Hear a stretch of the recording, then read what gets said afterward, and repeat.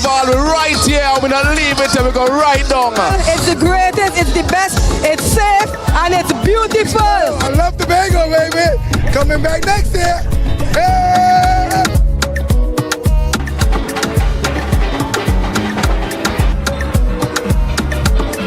Playing pan on the streets is a magical experience. When the band strike up, is rhythm, steel and powder. This is Tobago Carnival, pan in paradise. Tobago is the best. Tobago Carnival is the new home for the legend of Calypso. Where else can you get sweet Calypso music that gives you that nostalgic feeling? Soca Titans is we title, is we monarch. We built artists from scratch who can perform with the best. Real titans of soca. When last you've been to a party, plenty women looking so nice. We must be in paradise. This year, ritual takes on new space and dimension. Traditions will be reimagined, breaking free and taking on new meaning on the road. I love the energy! This year, the revelry is bigger and better.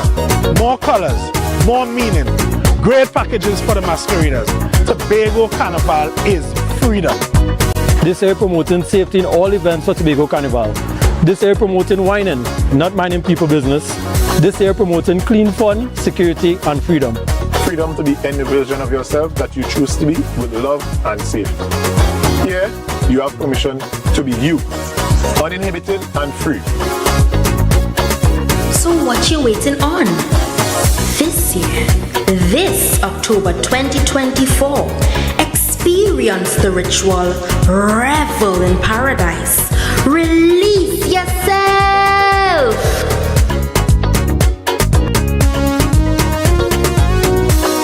From the greatest little island on the planet, this is the Tobago Carnival 2024.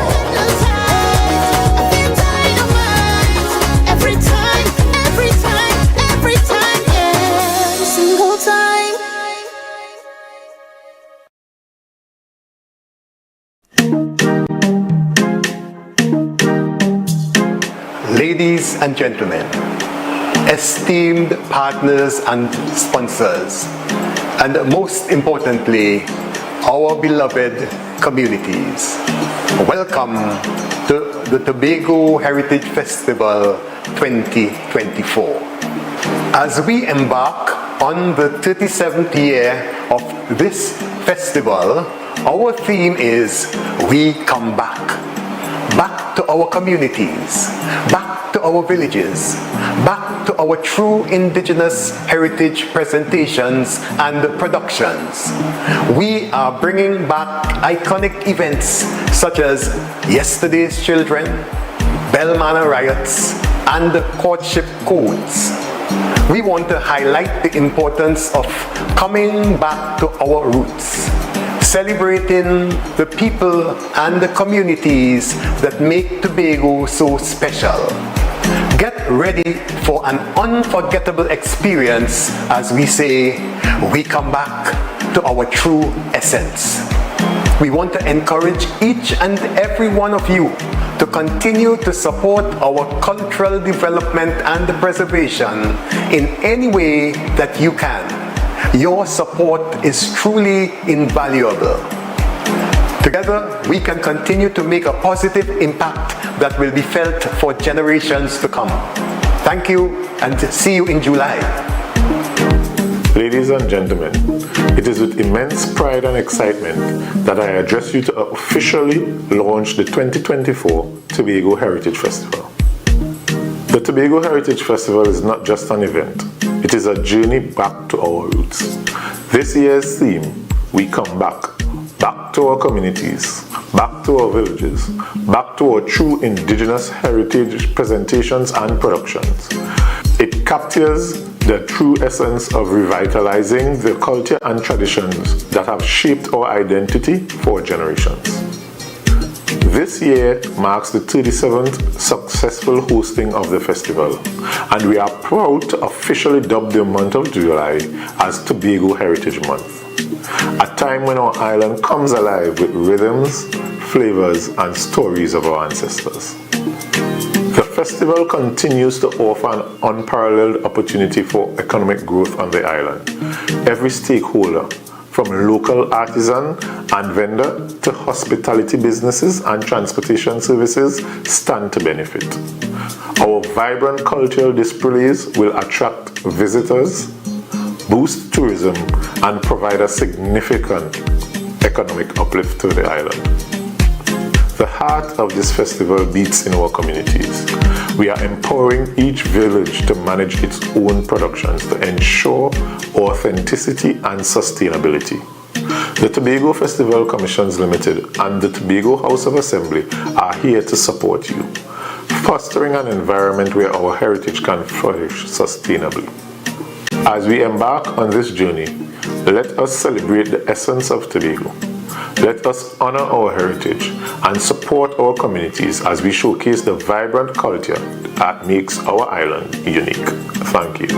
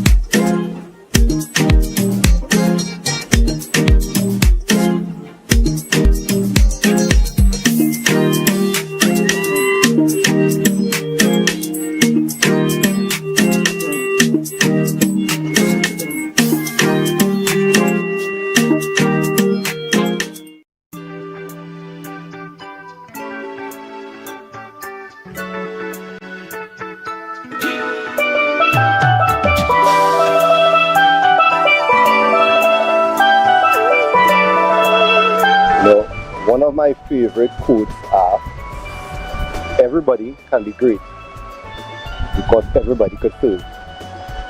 In February 2024, when the oil slick hit our nation, there was quite some panic and there were some concerns on how it will have negatively affect our tourism.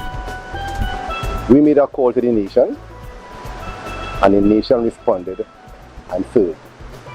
And we want to say thank you for that. We thank you. Our first responders were actually our employees.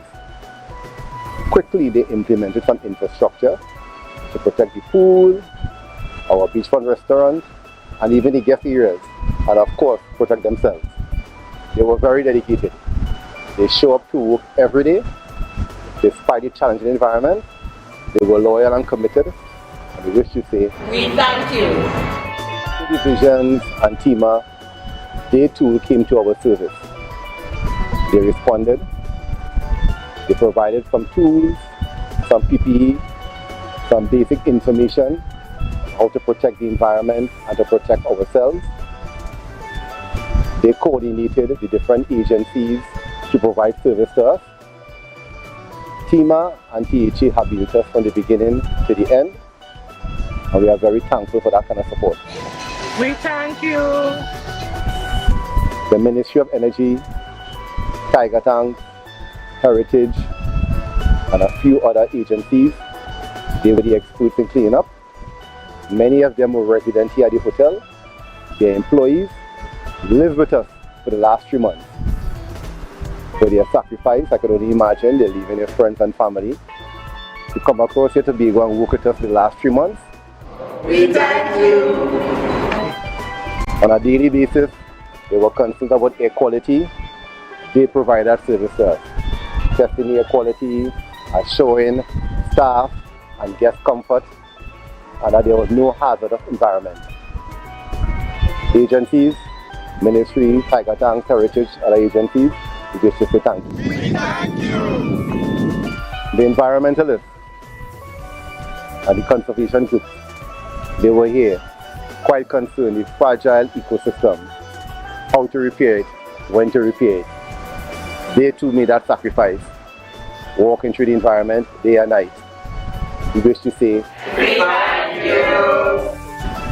Then our guests, our loyal guests, some picky, some is their first time, some returning. For those who may not have got a very special moment, I know one guest mentioned that he comes to see the beach, but they service us quite well. We thank those guests. To all our guests, Magdalena is a place. On a normal day, it's very beautiful, the memories there. You are welcome to return, and we thank you. we know some of these team may not be as welcome as it should have been, despite the oil spill. We want to say, we thank you. To all the well-wishers, Trinidad and Tobago.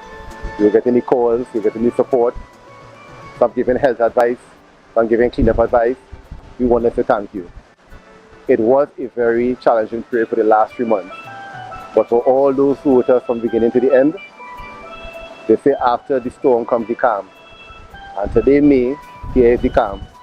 Our beachfront is cleaned up, our poolside is cleaned up, the mesh is gone. All the ambience that you're used to is here and even better. In my background there, we now have a refurbished beach. It's wider, it's like Baywatch. Come and see for yourself. But thank you, Trinidad and Tobago. On behalf of the Magdalena Grand Beach and Golf Resort, all the employees, thank you. Thank you. You're viewing Tobago Updates Television, your exclusive gateway to Tobago, broadcasting the beauty of this island paradise to the world.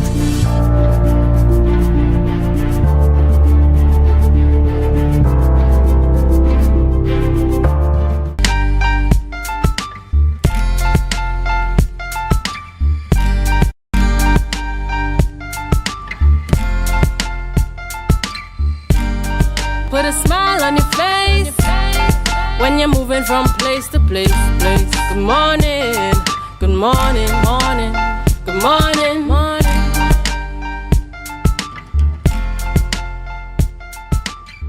Good morning and welcome to the Tobago Updates Morning Show. I am Bianna Brebner, your host for this morning. It's a great day to be alive in the land of the living. It's the last day of the work week. It's Friday. I know that you may be looking forward to see Adana this morning, but we have a special show lined up for you this morning. This morning we are going to be talking with Mr. Jerry McFarlane and his team about the budget presentation, fiscal 2025. But before we do that, let's head over to the news in 90 seconds. The news is brought to you by Standards. At Standards, nobody beats us on price. Believe it. Here is your news in 90 seconds for Friday, June 28, 2024. After months of anticipation, 18,177 students who took the 2024 secondary entrance assessment now know which secondary school they will attend in September. The Ministry of Education announced that the results for the 2024 secondary entrance assessment exam will be available today on the Ministry C portal. To obtain the results, persons can access C online portal using students' date of birth, student's number, and the admission number as provided on the C admission slips. Parents who are unable to access the results online should contact their child's school principal during school hours to obtain results. Up next, Petal Ann Roberts has been appointed as the new Secretary of Finance, Trade and the Economy, becoming the first woman to hold this position. The announcement was made during the budget debate 2025. Roberts was sworn in as a councillor following Setika Williams' resignation on June 26. Roberts has 15 years of experience as a chartered certified professional accountant and previously served as Chief Management Accountant in the Division of Finance. Chief Secretary Farley Augustine expressed gratitude for Williams' service, particularly her efforts to improve salary and benefits for URP and CPEP workers. And finally, the Water and Sewerage Authority is extending water usage restrictions until July 31st due to continued low water levels in reservoirs, lack of rainfall, and reduced water availability. Although the 2024 wet season began on May 25th, rainfall from tropical waves and intertropical convergence zone has been insufficient to replenish key catchment areas. All four aerial reservoirs, Caroni Arena, Navet Hills in Trinidad, and Hillsborough in Tobago, have significantly less water than needed. Due to this shortage, the Navet water treatment plant has reduced production from 15 to 12 million gallons per day, leading to further revisions in the water supply schedule for customers served by this plant. And that was your news in 90 seconds. Get your quality furniture and appliances at Standards. Frigidaire gas range $599. Serta base and mattress $1,899. RC 50-inch smart 4K TV as low as $2,599. Yes, at Standard. Nobody beats us on price. Believe it. Welcome back to the morning show. Right, and up now we'll have our birthday segments. Birthdays. Our first birthday shout out goes to Miss Michelle James. Happy birthday, Miss Michelle James. And on screen is the big man of the hour, Mr. Ronell Woods. Happy birthday to you, Ronell, coming from the morning show crew. We know that you are going to have a wonderful day today. Happy birthday, Ronell Woods.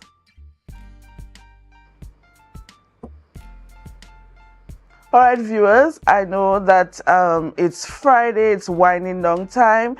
You know, it's nearing to the weekend. I know that many of you may have plans for the weekend. I know that it will be a productive one for you, a safe one, and let's keep it safe. Now we'll hand you over to Mr. Jerry McFarlane.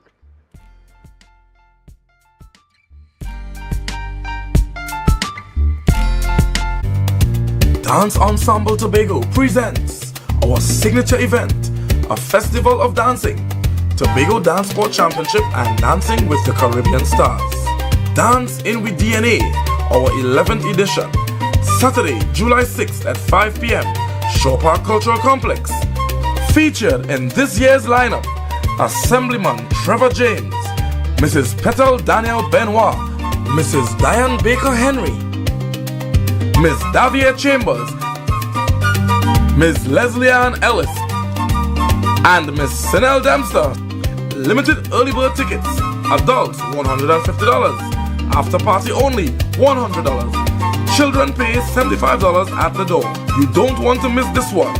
Get your tickets early from Dance Ensemble class members, D&D Jewelers at Tobago United Cooperative, Milford 24 Gas Station Canaan, and the Shore Park Cultural Complex box office. For more information, contact Nikisha White at 772-9049 or Nelisa Dick 340-5758.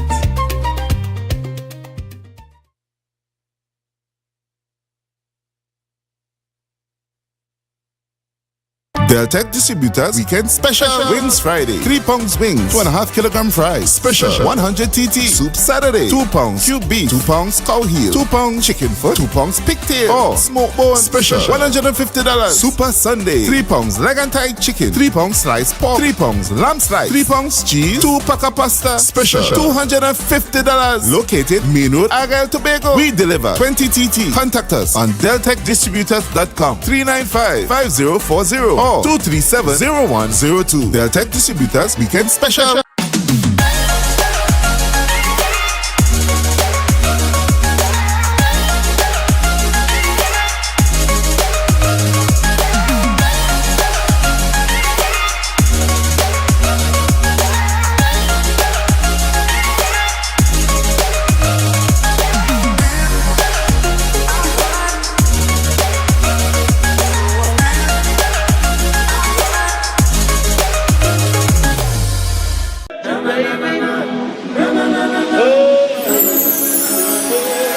Can't live without you, I can't be without you for too long. Cause when I'm around you, I feel like the heavens has come down. I feel it in my soul every time we on the road is a miracle. A million strong come together. My name is Anne Natasha II, and I am your TPP candidate for party chairman as we prepare to unite all Tobagonians for the responsibilities and challenges that autonomy will bring. Over the last year and a half, I have led the arduous but rewarding process of rebuilding our party from the ground up and was involved at every stage of the process. The registration, the management of not one, not two, but 3 conventions where you, the people, chose the party's name, symbol, and color. And Natasha II was there to recruit and mobilize the members, providing valuable, reliable feedback to the assemblymen from the ground. It was Anne Natasha II who led the very talented and effective teams that hosted the Speyside meeting of March 17th. The roles of the chairman are clearly articulated in the Constitution, and I have demonstrated in my professional and political life excellent administrative and managerial skills.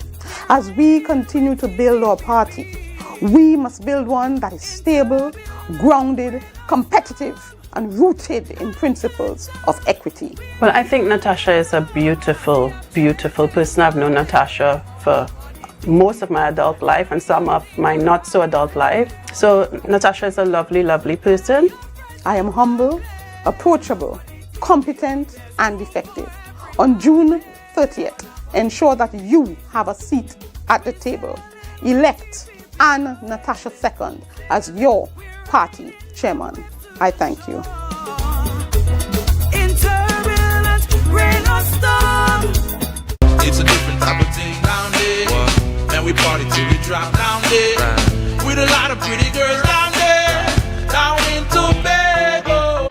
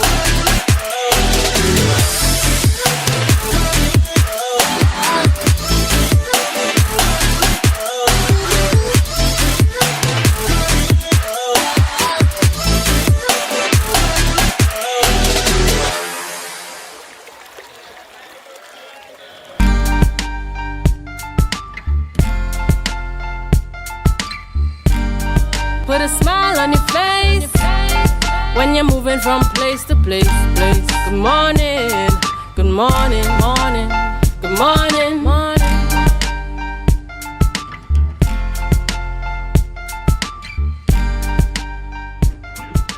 Good morning, viewers. Good morning, Tobago and outside of Tobago. all over the world that is listening to this dynamic station, Tobago Updates. I'm Jerry McFarlane, and I have a wonderful program for you this morning as we discuss the review of the Tobago House of Assembly budget presented for the final time by Farley Chavez Augustine, Chief Secretary, and the last Secretary for Finance. You know, right now we have a new Secretary for Finance and so on. So we chatting with, guesting with me here this morning is Caroline Butcher James, no stranger to television and the tourism sector. A special welcome to you again. Thank you very much for inviting me, Jerry. Yeah, and a good friend of mine is a good friend of mine sometimes, you know. We just agree and disagree, but we still remain good friends. Curtis Williams, the chairman of the Tobago Chamber of Industry and Commerce. Good morning, Jerry. Good morning to the viewers and listeners on Tobago Updates. It's a pleasure being here. Yeah, man. Nice team.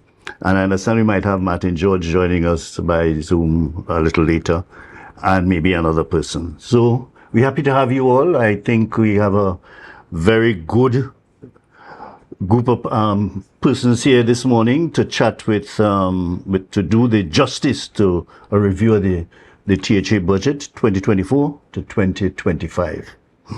So what we're talking about this morning is first I want to get you all take away from the budget. What struck you as critical to the presentation? Chairman, we'll start with you first.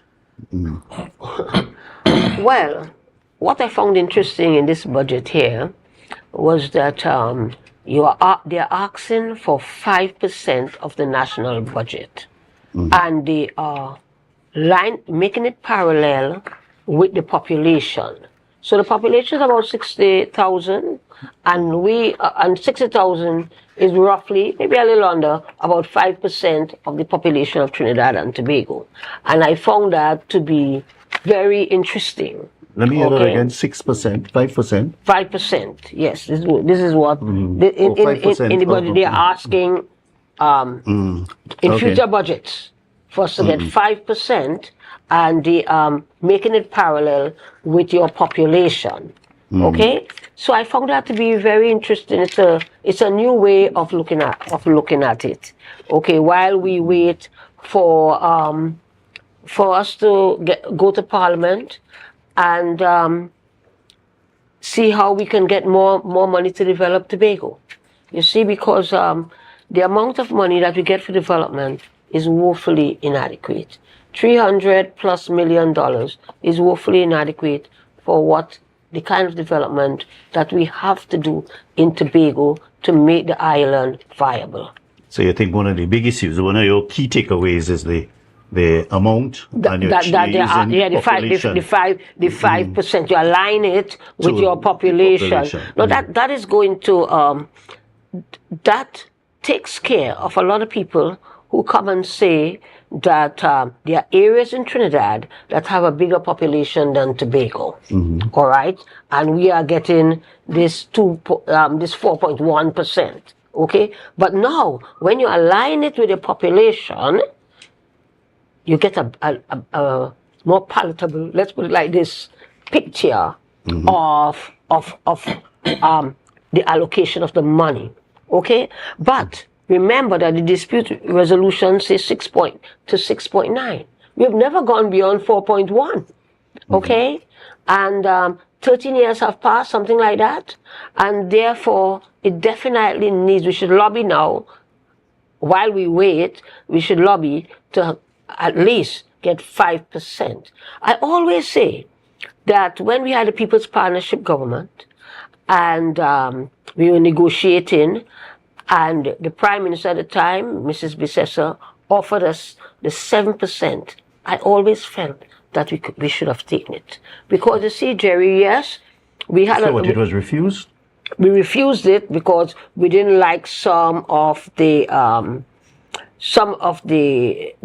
amendments to the Tobago House of Assembly Act. There are sticking points inside there. But you mean that was part of the proposal? That was part of the proposal, yes. She will offer that? Yes, they offer that. And I always feel that with 7%, yes, we may not get everything that we want, but with 7% of the budget, we could have done a lot more development for Tobago. This was just my take. Other lawyers and so on felt that, no, you have to get everything. But I'm a businesswoman, and you see, money can do a lot of things. It can make you fresh, and it can make you, get yourself government, even though you don't have it yet. Yeah. That's how I see Curtis, it. your key takeaway, or one of your key takeaways with respect to the budget presentations, generally? Jerry, what I've noticed in the package is that we held quarterly meetings with the THA, and our feedback or some of the initiative we put forward in those meetings, I can see it definitely here. It comes to fruition.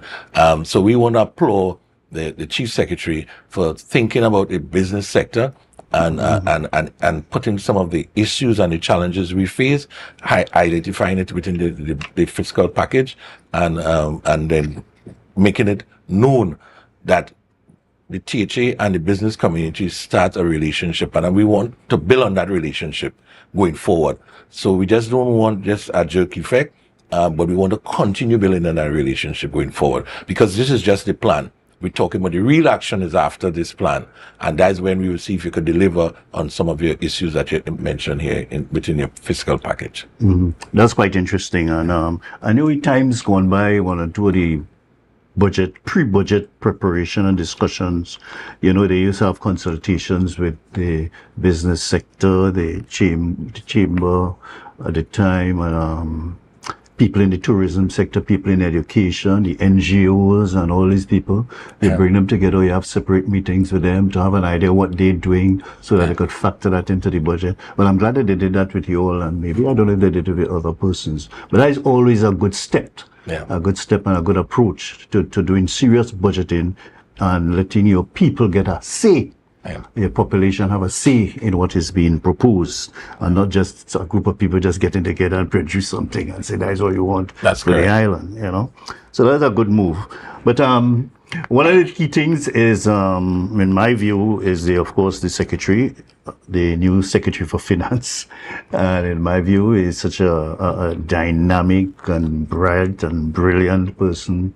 I think it was a fantastic choice, a kind of visionary decision to make that approach. I hope that Sitika Williams does not feel too offended by that. I know it's not an easy pill to swallow, but I suppose they're looking at the bigger picture and down the road and what they want to do. And align people in particular areas to meet both elections, which will be next year. You have the national elections, which is could be anytime between now or after August next year, before or after, but they can't go after 3 months after the 7th, I think, of August. And the Tobago House of Assembly election, which takes place, I think, have to be in December, not whims and fancy or any political leader having a thing in their back pocket. Correct. So that is a good move in my field to get somebody like Petal Ann Roberts to be the Secretary for Finance. I think she is competent. I've seen that lady come from the first day she entered the Assembly. I noticed her approach to things. And the past 16 or so years, I think she has been a tower of strength in the Tobago House of Assembly. At one stage, a group of us was saying, up to about a year ago, that this girl is carrying the finance unit or the finance division of the Tobago House of Assembly on her shoulders. Any major finance proposal or project that is being planned or have to be designed and executed, the first person the THA comes to, not this assembly alone, they won before, always have Petal as a key person in the financial initiatives or development or designing some financial work or something. She's always key and has done it exceptionally well in all the cases that I'm aware of. Fantastic choice, and I see the assembly and the population can only benefit from this. Because part of the problem, and it was mentioned in the budget, which I was very much surprised, where we have the public service. And part of the problem, I've been discussing this thing with everybody, from chief secretary right across the board, different people in the population, different bankers and financiers. Part of the problem in Tobago, regardless of what budget size you get, if your accounting system, if your credibility, if your attitude towards work, if that is not properly addressed, we could have some serious problems. So personally, you look at the figures, yes. And you decide what they want to do, and they have enough money or they input for that, and most likely they won't get all that they proposed for. Right. But I'm convinced when you look at some of the funding that different ministries get, or government has to work with in the islands and so on, Tobago gets sometimes almost like them, Tobago as an island and part of Trinidad, but it's how they utilize the funding and the level of productivity on the island. That is the key thing in all of this. Well, in all that you're saying there, it's important for you to have the chief secretary as the chief secretary, so that he can make timely appointments, keep his appointments. That has been a problem with him, and there have been many complaints. So now he'll have time to keep his appointments. He'll have time to do an overall look at what is happening with his secretaries, assistant secretaries, his constituents of Tobago, and the progress that we are making. And he would not be bound down with the finance division.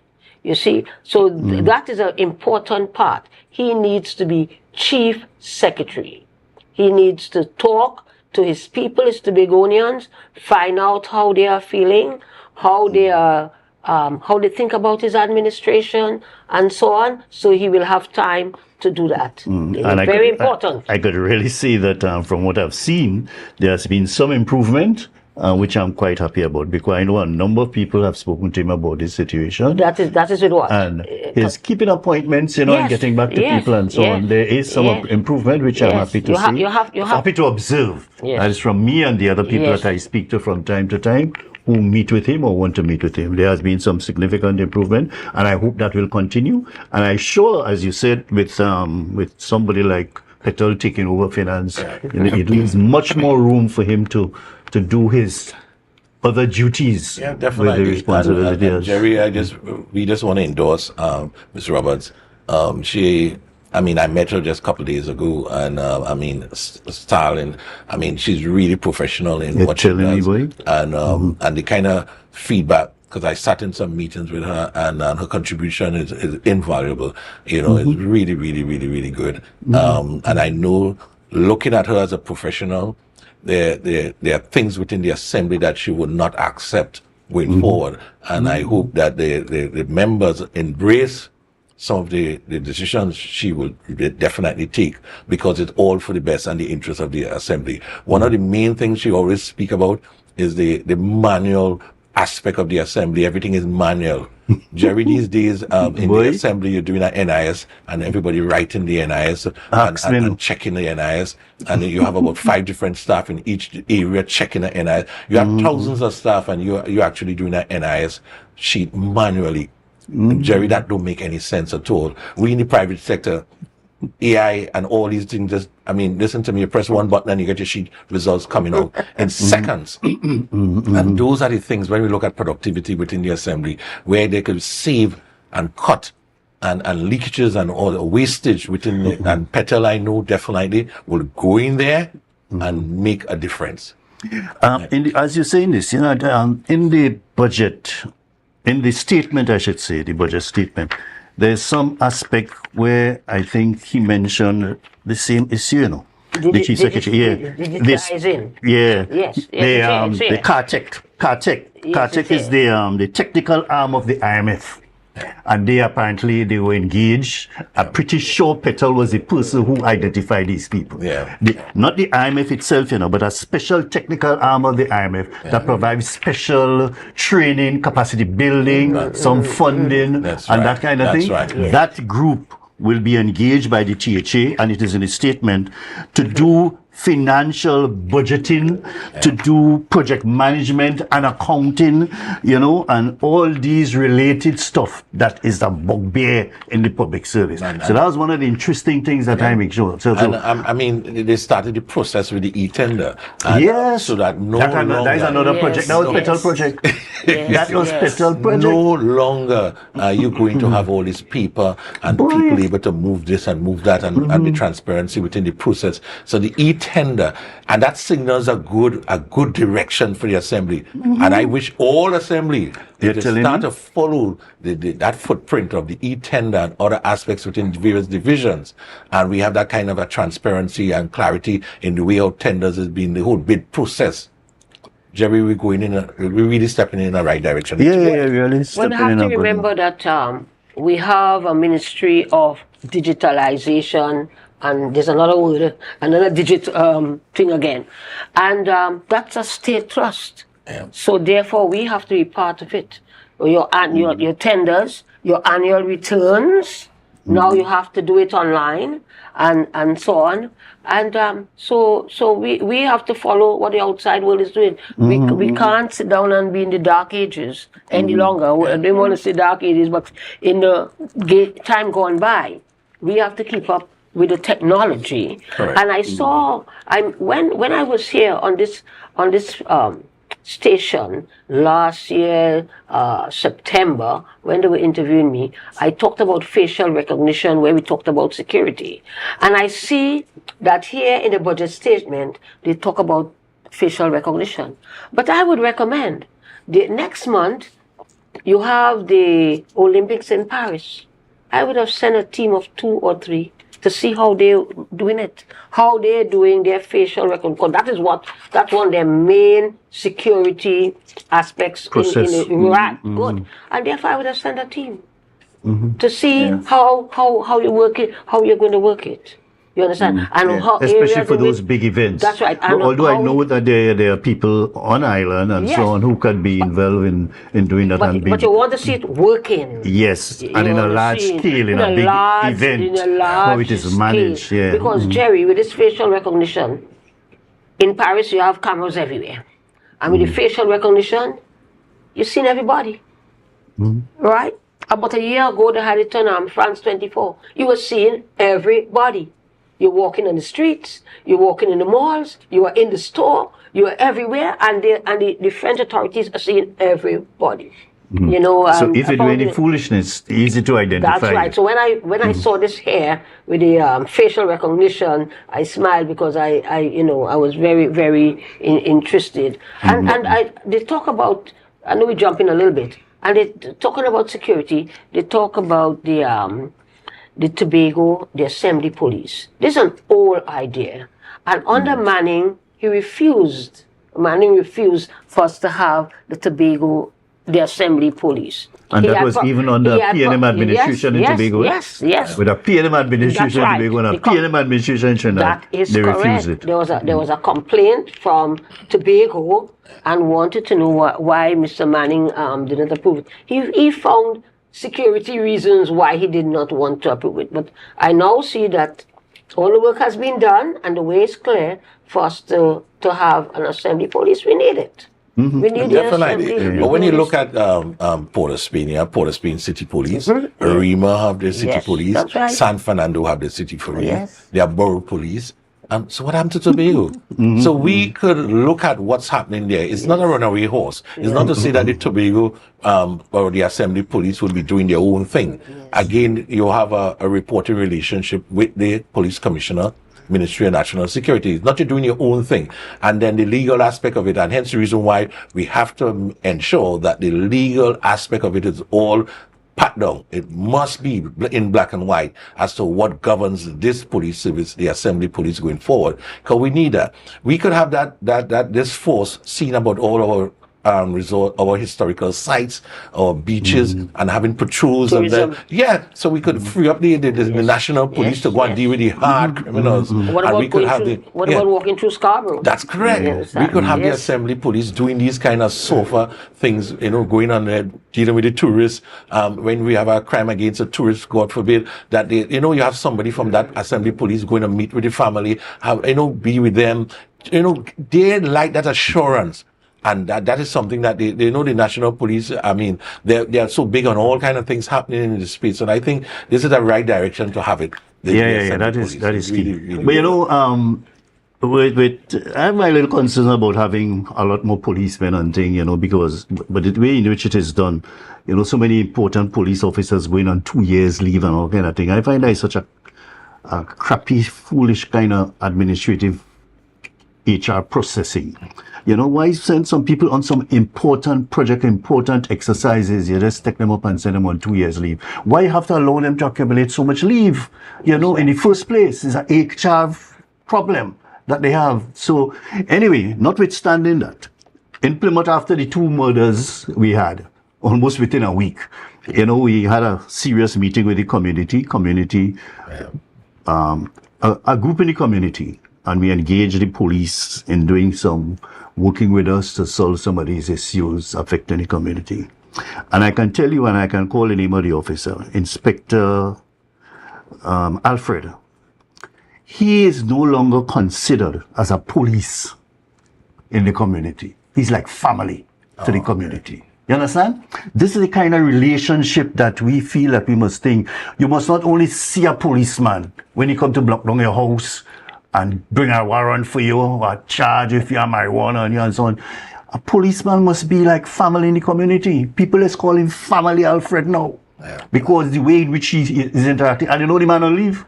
The man is on leave, but his interest and his enthusiasm to deal with communities and to deal with the crime situation in ways that are different. That is what is going to make the difference in this place. When people have confidence in the police and could start to call a policeman like family, you have to understand the big difference that is going to make. So while some people looking for that, you're going to have reprisals and all kind of thing, the community got together, started working with Inspector Alfred and Kirk, talking with Senior Superintendent Kirk and so on, and we quietly doing meeting in the community and so on and engaging. This is what is missing, and that could not have happened if you didn't have people like Alfred who you had confidence in. And Jerry, you're correct about that. Community policing plays an important part in the overall policing of a space, and the interaction between the stakeholders, which is the community, the people, and the police service. So the police service can sit in their nice vehicles, air conditioned, and do interact with the community. Go to the various businesses within the district. You must know every business in that district. You must know all the business people. You must know the time they close it. You must know all that's happening so that you now could have effective patrols moving around the areas and come out the vehicle, take a little walk, pass in, have a cup of coffee or have a glass of water or something, chat with the business folks, chat with the folks in the villages, and you have that sense of feeling, and people will respect you. They respect you more than anything else going forward. Well, you have to remember that an officer like that must not be a lone ranger. He must have a seconder. So he does not walk the village alone. He walks with a seconder. If he has to go on leave or they send him to Trinidad to do a course, the next person comes seamlessly in. Everybody in the village knows the next person, and so on. So there have to be a continuation. That's very important, and all these things were taken into consideration. And of course, it's a transfer of knowledge from the senior officer to his junior, which is going to be the seconder. It's a transfer. You see how he interacts and so on, and it comes seamlessly. It's earning respect. Yes. It's earning the respect as a policeman, because you can't just drag down people's house and rob for people and expect to get respect. No, you have to be involved in some of the personal things and some of the community-based issues. Get involved, see if you could find solutions, and And that is what I like about this whole issue. So that is one initiative that I think, and that is a community effort. Yes, you know, it's a community you're not effort. budgeted for that in any way. It's a community effort, and it's working well, and that serves as a good example of what could happen in other communities. But you know, we're talking about this thing. We ain't talking about the 3 point something million. 3.59. 3.9 million, I think, budget that we have, and so on. And most of you think that is woefully inadequate still. Given the what if you want to call it a wish list. But there's some of the issues here. It's respect to the budget, which I feel some of which we talked about earlier, the CARTEC, the thing with reforming the public service and having to be more accountable. To me, that is one of my most valuable, interesting things that I found. But in terms of business, one of my peeve things is the venture capital, especially coming under finance. I think that's under the chief secretary. You know, and I could say it now because I spoke to him on many occasions about my dissatisfaction with the venture capital company and what they're doing, in fact, what they're not doing. You know, these people are there for 2 years. You have a board doing venture capital work to provide equity for business people on this island. And to date, as far as my knowledge go up to a few weeks ago, not one equity cent, not 1 cent, not $1 has been given to nobody in Tobago. Could you imagine that? Could you imagine that? Not 1 cent, all these brilliant minds that they say they have on the board of venture capital. You can't find a way, and there are 3 applications that I'm aware of begging for assistance from venture capital. Begging, literally begging. They talk to everybody on the board about it. Well, you know, Jerry, we like to move at a very slow pace. That can't be acceptable, you know, and, especially in this day and age where we're talking about business and business development and how we're going to perceive business. It's in the thing here, we're doing different things to resuscitate business and provide equity in business. It's a very important thing. People have benefited from the venture capital before, you know. How all of a sudden 2 years and nobody can qualify in spite of applications before them? Nobody? That is embarrassing. Well, coming out from the statement, we see support for small business and medium-sized enterprises, financial assistance, and there's going to be this fund that we could able to access, and something that have been long in the making, and we have been working with it on that, and finally, I suppose after they realize the failure of venture capital, and apparently maybe can't get them to do something, because it's just embarrassing to even discuss. This is a THA entity that's set up years ago. This THA inherited it. They appoint their new board members and so on. And you can give one person a grant or some financial assistance. Jerry, this is where your new finance secretary is going to come in. Well, I actually know that is one of the areas you'll have to tackle. These are areas that you are going to have to look at. And you're going to have some dynamism inside of there. Okay? You have to give people a mandate, you know. You don't just set up a board and you have board members. You have to give a mandate with a reporting every month. What did you do for this month? Okay, how many loans or whatever it is, and that goes across the board. Okay? So that the person in charge of finance who will report to the chief will have an idea of exactly if these initiatives are working or not. So you have to give a mandate. You don't just sit down and appoint a board without a mandate. And you think that could happen in the private sector? You set up people for 2 years to do something, to interact with people, to provide equity and capital and financing and capacity development and all this kind of thing for business people, and you can't do one? Jerry, how the private sector works. The private sector will add pressure to you, to that board. Okay? Private sector will add pressure the board long time. Or they make a delegation and they go to Prime Minister or President or Chief Secretary or whoever it is and say, fire that board. No, but you're not getting any money. So the thing about it is that some kind of dynamism have to go on in there, some kind of oversight as to what you really want to do. You always get things like that. If you don't have a mandate, you don't have accounting and so on. And I would also say, that some of the business people may not know what the venture capital is all about. You should be having advertisements. Yeah, you have enough. You definitely hit the nail on the head. Advertisements, and I so think people, with yes. the advent of the new board that definitely will be in place, we ought to see some sort of feedback. And Jerry, I'm sure they will answer and address your issue heads on, because the finance secretary, I think she was a member of the previous board.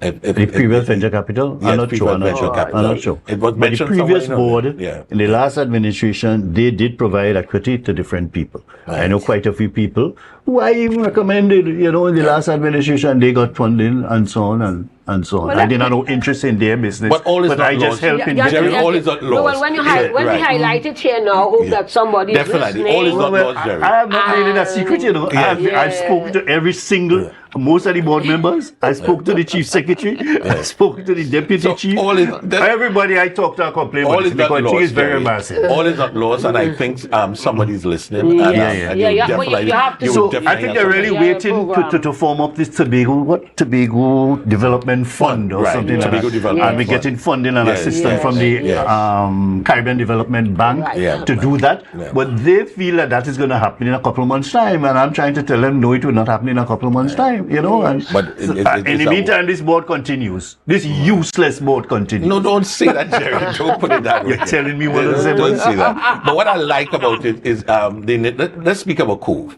And it was mentioned in the budget. Cove have been sitting there for years, and we see it being underutilized. But now we've seen the opportunity. There's a new drive. Where the new drive, where the public-private partnership, where you can now have access to the land to use as collateral in going forward in your capital, in the working capital. Jerry, that's a great excellent thing, because they were starving people and letting them pay some high rent for inside it for years. So not $10,000 a month or something. Yeah, that was ridiculous. And that was one of the things that I clamored for, that they had to change, so I'm happy to see. Industries here are not big enough as yet to have those kind of rents. It was really stringing people. So that's but at the same time, you have to charge something. Yes, I am agreeing that you must charge something. But able to use the land as collateral. Well, I saw it, I want somebody to explain that to me a little better. You understand, where you have Eco Park, and then you're talking about leasing the land and using it as collateral and so on. I read it, but I think it needs some good explanation as to how they really see how they want to do it. But I guess it's a good idea. It's a work in further progress or in betterment, and I think they ought to be commended. And they have one of the very dynamic CEOs, I think, Ms. Richards, Abina. And I think she's a real change agent for that place. Good. That's another example of things moving. You move away from a particular thing, and you're moving in a new direction. Right. Yes. If what you had before wasn't working, you have to do something new. And I think the same thing will be done with venture capital. I guarantee you. Jerry, I cross my fingers on that. Man, listen, there's no way you could justify people taking 2 years and the end. Anyway, let me move on to some other thing. From this budget, as people, as you all are business people as well, maybe you should look at that. But I want us not to forget some specific projects in terms of road improvement that is mentioned there and has been on the budget of the THA for more than 30 years. Since I was in 30 years, I know since I was in the assembly, we're talking about doing something for Turpin Bend. Since I was in the assembly, I think there was a year when there was an accident when I was in the assembly, a debt. After I left the assembly, there was other debts happening at Turpin Bend in Charlottesville. I don't know why on earth this to have a design.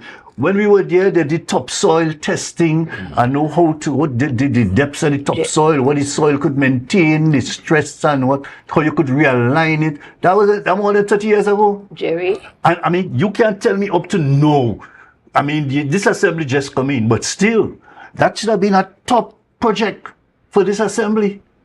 If our development money is limited, and during the People's Partnership government, what's the man name who was in charge of works again? But he offered to fix Turpin Bend, and we refused. Yes. So therefore, when the state comes and say, look, we're going to do this for you, why must you refuse? Because you have your development money is only about 300 million every year anyway. That's true, that's right? true. So But that you we know, would have I mean, had special effort could not be made to... Jack Warner. And Jack Warner told them, I think we had a debt. And Jack Warner told them, we will come from Trinidad and we'll fix it. And of course, we had a PNM THA at this time and refused. And this is where the stupidity, I call it stupidity, because all of us have to benefit. They're not carrying Turpin Ben to Trinidad. They come in and fix it. Now we are here how many years?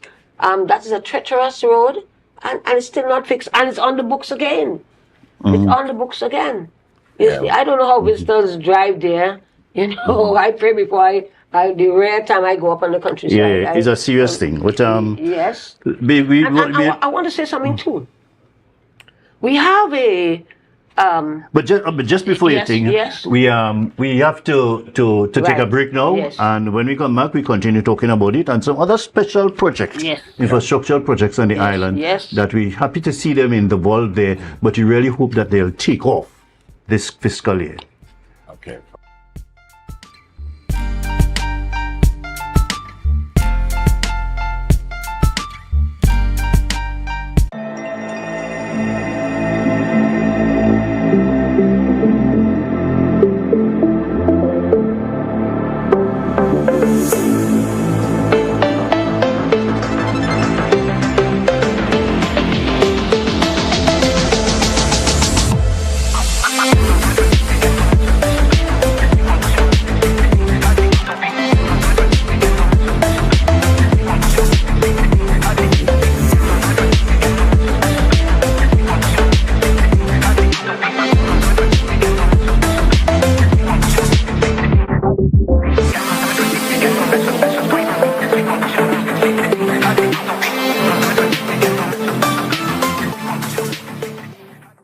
Deltec Distributors Weekend Special Wings Friday. £3 wings, 2.5 kilogram fries. Special 100 TT Soup Saturday. £2 cube beef, £2 cow heel, £2 chicken foot, £2 pigtail or smoked bone. Special $150 Super Sunday. £3 leg and thigh chicken, £3 sliced pork, £3 lamb slice, £3 cheese, 2 pack of pasta. Special $250. Located Main Road, Argyle, Tobago. We deliver 20 TT. Contact us on deltecdistributors.com 395-5040 or 237-0102. Deltec Distributors Weekend Special. Rotisserie, mouth-watering fries, salads, combos, and specials galore. Feeling for something to eat? Come and see. Our rotisserie is seasoned to the T. Kicking chicken, masala, and jerk roast. Crispy fries made from scratch. Who do you know can't beat that? Or salads freshly cut and packed. When you taste it, you'll be wanting to come back. So come check us out on number 2 Robinson Street, Uptown Scarborough, Tobago. We open on Saturday nights from 7:30 to 11:30 p.m. Monday to Thursday, we're open from 10 a.m. to 9:30 p.m. And on Friday, 10 a.m. to 4:30 p.m. Contact us at 772-7443 and all social media handles at The Rotisserie Factory.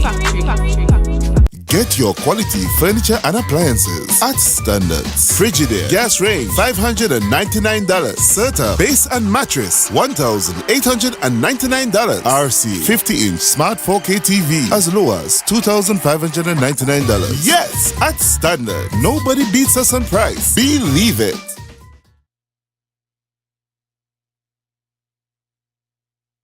My name is Anne Natasha II, and I am your TPP candidate for party chairman as we prepare to unite all Tobagonians for the responsibilities and challenges that autonomy will bring.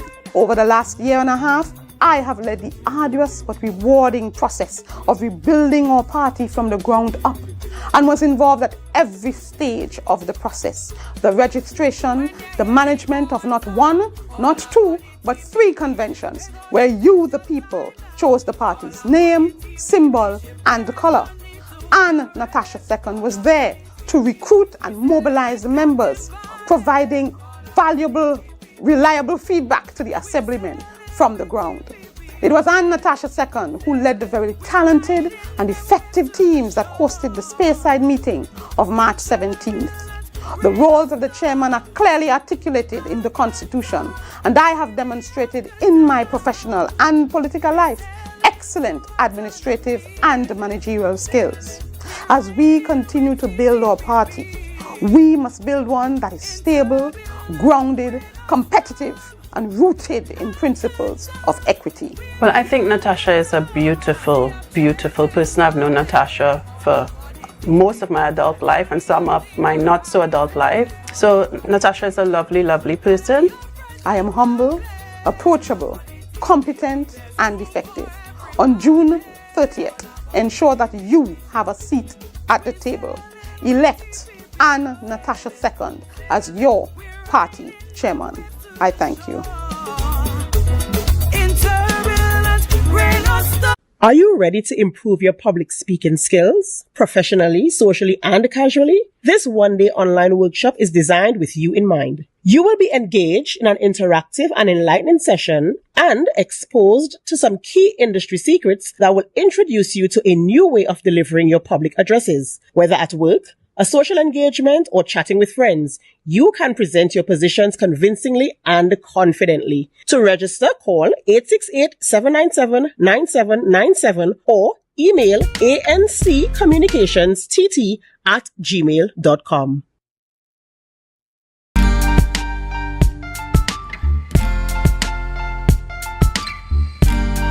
Put a smile on your face when you're moving from place to place. Good morning, good morning, morning, good morning, morning.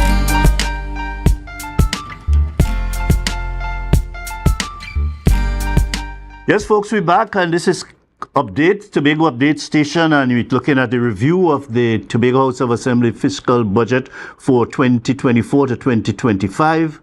And we have in our studios with us, guesting with me, is Caroline Butcher-James, hotelier and the businesswoman and so on. And we have my good friend Curtis Williams from the Tobago Business Chamber, and a serious businessman in Tobago. I hear people owe him plenty money. I don't know.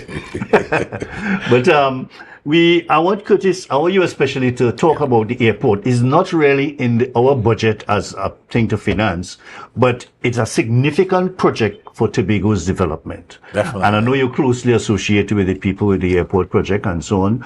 Yeah. Tell us a little thing give us a little update with respect to airport development. Well, Jerry, as we all know, we're going to have a new terminal building, and we've seen the thing happening. Every day I pass on that area, I peep and see what's happening in this space. We never got the opportunity to really tour and understand what's happening in this space. And I think, and I want to throw it out to the government and the contractors, and whether it's NETCO or NIDCO, that we will really want to get a tour of that space so that we in Tobago could understand what's happening there a little better, right? Jerry, that airport is going to come on stream next year around June, July. The entire airport? The entire airport will be ready by next year, June, July. That is why they have three different groups working. That's right. 24 hours. No, the thing is that the airport is going to be ready. We, the business people in Tobago, ready for the airport. And that's the thing, because with the airport coming on stream, there are going to be new airlift coming in, new flights going to be coming in, right? We hear a lot of things bantering around this space where this new airlift is coming into the space. When the new airlift comes, where these people is going to sleep, what bed they're going to sleep in, right? And so hence the reason why we asking the Tobago business community to get yourself in some state of readiness and prepare yourself. Even those people who want to do business in the airport, we ask about concession booths in the airport, that the booths and them be allocated to Tobago centric, and we don't have the business in Trinidad coming and take over and leaving the Tobagonians out of the game. Now, the question, Derry, the biggest question, if we're not in a state of readiness and the airport authority put out ads, and then you're just not ready. There may be things that you need to put in order to access these booths. And one of the biggest things is financing money. You as a Tobago business, in all these strugglings that you have now, you want to now divest your portfolio into getting into the airport to do probably one of these duty-free booths, whether it's alcohol, perfume, or etc. You need capital, you need money. And so you have to get your business in some state of readiness so that you can access funding to move into these ventures, get your business plan together, and so forth. But we're hoping that the airport authority could allocate a certain percentage of those spaces to the Tobago-centric business. We look at the car rentals, we look at all the other people who are happening in the space now, and they're going to be moving to this new space. So hence the reason why we want to have dialogue before in the construction stage that they are there now, so that we can have a sense of idea. So the man on the streets, the doubles vendors, everybody within Tobago space must have an idea what the airport going to look like, what opportunities there for me as a Tobagonian, and how best I could take advantage of such. And those things need to be trickled down to the man on the ground. Let everybody knows what's going on in this space and put yourself in some state of readiness. Because you know what's going to happen, Jerry? The big names going to come. And the big names going to take over because they are deep pockets. They're going to come, and even if the Tobago entity for the big names could be operating on break even or even loss because the Trinidad entities. But we in Tobago, you only have one branch, you alone. So you can't be operating on any loss. So you definitely need the traffic moving through the airport. And hence the reason why we ask the authorities, open up the thing, let the business community come in, bring in the hoteliers, let everybody see what's happening in the space so we could really take full advantage of that space. Yeah. And Daisy, I thought you'd ended by saying that you all ask the airport's authority, for example, to give a little tour of the area so that the business community and the small business community, taxi drivers and these people could have an idea what it will look like. So that will help them to organize themselves. You know, I think the onus is on, you could take the lead in advising the business. But Jerry, it's and the on the table. too could take that lead to showcase what is likely to look like, where what will be placed and that kind of thing, so that people will have a good physical idea. They've seen it, they understand what it's going to look like and how their different business could be incorporated inside the space. Because I don't want a Tobago terminal building or a Tobago airport and I'm not seeing Tobagonians taking advantage of it. I will feel, Jerry, that would burn my stomach to know that we have an airport in Tobago and my people cannot be the owners. I don't want them to be no workers. Jerry, you don't know workers. We don't working anymore. We want to be the owners of these booths, of these concessions in that airport. It will hurt me to the core Mr. Williams, you may be late.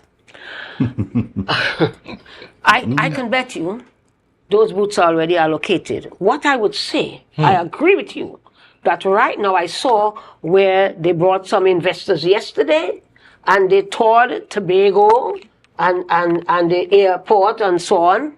And I'm agreeing with you. Post haste, we need to have a tour of that building. We need to see the sketch and what they're going to have. And to lobby.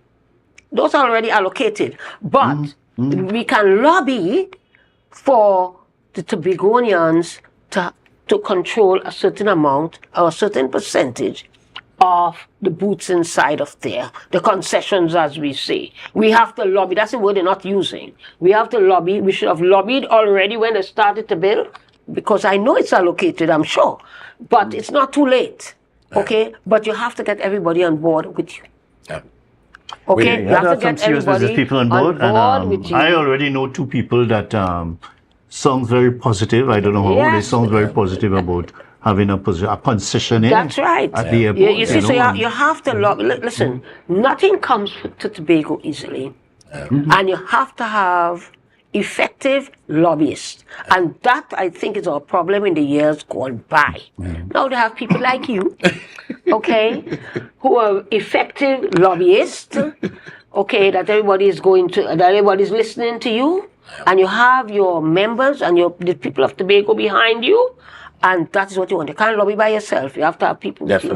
And you have to lobby. Everything that Tobago gets, you have to lobby. It's just the way of it, you know. But I am agreeing. Well, we are. I'm glad we agreed on that. We have to prepare ourselves to take some serious positions at that airport. Well, you have to do that now, you know, because if it's going to be ready next year, early next 9 months or whatever it is, they are not waiting on you. But I guarantee you, Jerry and Sharian, that we would definitely, yes, hit the ground running. Take the lead in getting all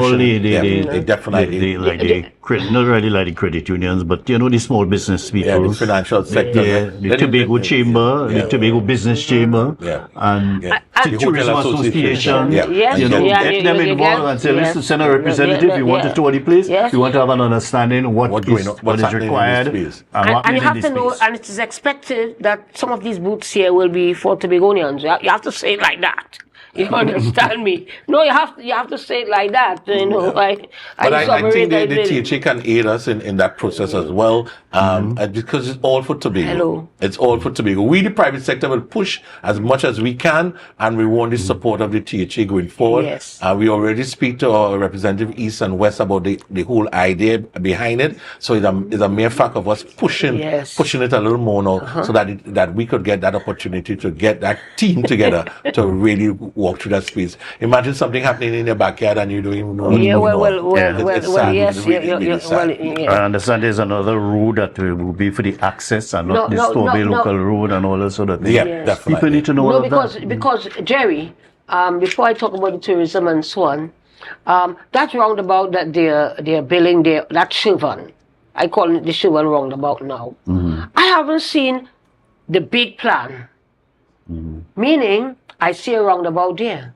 I'm wondering, where are we going? Is it that you have to go in Cove by me and go down? So is it the road is going down to the airport, the new airport? Yeah, there'll be a road there going down. Yes, but you see, what I'm saying is, this is where you have to explain to your people. Show them the big picture. Okay? We know it's a development going on, so we're taking the inconvenience in there, but you have to have the big picture. You have an aerial view, you show us how this roundabout is going to be useful. Architect concept or something. And how you're going to extend for us to access the airport. And I want to also say to the authorities who are maybe listening, the police and so on, you have to teach people how to use the roundabout. You see that roundabout by Hawkins Car? It's madness going on inside here. And the only reason why we don't have a real nasty accident there is because we don't have tourists. We don't have tourists who are going to use the roundabout in an international fashion. Because our local people driving anyhow on that roundabout. Yeah, that's correct. They imagine your people are, when they're supposed to give way on the right, you have to give way on the left. Unlike the police, and they didn't see the traffic management, they don't see it. So we get accustomed now to people coming in on your left. Yeah. So we're thinking, but the tourists are not doing that. They know the international regulations is on your right, and they are going to be dealing with the book, and that is where something can happen. You understand what the Cherian is speaking about? Yes. That you're going wrong the roundabout, you're supposed to stay on your left, give way to your right, but they're going wrong on your right and then switching and going down into the left. So again, education on it. And she's 100% correct. That is correct. The traffic management, I knew there was a committee once. I don't know what happened to that committee. It fell apart, but it's important. It's critical that the drivers understand. You have one in Shaw Park, you have one in Hawkins Court, and now you're having one in Chauvin. You have one up by the hospital too, don't forget that. Right, yes. And the hospital ones works perfectly because it's kind of small. Okay? So you have to take all those things into consideration. You have to have people on television, sketches, WhatsApp, internet, and so on, and teaching us how to use that roundabout. We have had so much traffic accidents for the year, all in Trinidad and in Tobago. We don't want any more. All right, I think that point well made. Yeah. Yes. So let's go to tourism now and talk about some of the big areas in tourism that we should. Well, a lot of it is mentioned in the budget here, in the budget statement. But Jerry, I deviated from the budget a little bit. First thing I'm going to say, I'm going to recommend that we review that tourism division. Tourism, culture, transport, and antiquities can't work. If your tourism is thriving, you're going to culture is with tourism? Yes. If your tourism was thriving, culture was its. Yes, it's culture. Yes. All right, okay. If your tourism was thriving, you could put all four. It's not thriving. The figures are not as good as you want them to be. and therefore you have to concentrate on it. Take Holt here and put it somewhere else. You can leave transport because you have airlift and all of that. You can leave the antiquities because, you know, you're talking about the forts and that kind of a thing. But you have now to concentrate on your tourism. You need your figures. You cannot survive on Trinidadian guests coming 2 days a week out of 7. Nobody can survive that. All my hoteliers are on overdraft, overdraft, plus loans. Welcome. Okay? Welcome to the club. Overdraft plus loans. Yes. Okay? And most of them are people over 60. Yeah. Okay? So, you have to concentrate on your tourism. I asked the question, I read this from cover to cover, and I asked the question, what is the role of TTAL? What is the real role of TTAL? Is it a marketing arm? Is it a facilitating arm? This is the kind of thing that we have to know. $50 million one way for TTAL and $25 million. Okay? I'll put it together and make 75. Well, let me say this. For any fiscal year, you need that 75 million just of marketing alone. If you want to do any kind of marketing, we're not talking about real marketing. We're just talking about initiatives. Okay, you need that. But I mean, over the years, if I should just interject here, over the years we've been going to all these marketing shows and marketing programs and ship, what they call cruise ship conference and ITB Berlin and all these things. Well, it's a big place to market the island. You know, what we get from that? We pay, I understand we used to pay, we paying a lot of people to promote the island overseas, and we paying them proper US dollars. Overseas representatives. Overseas representatives. How much they contributing to all of this? You talking about just changing around and reorganizing your division of tourism. But all this big money we spending outside here to these people, what are they doing? Jerry, if we concentrate on the tourism, then we're going to concentrate and supervise these people. My experience tells me we have these overseas operators, okay? And at one time we had about 7 of them, India and all, okay? And how the Germans will travel? We are not Germans.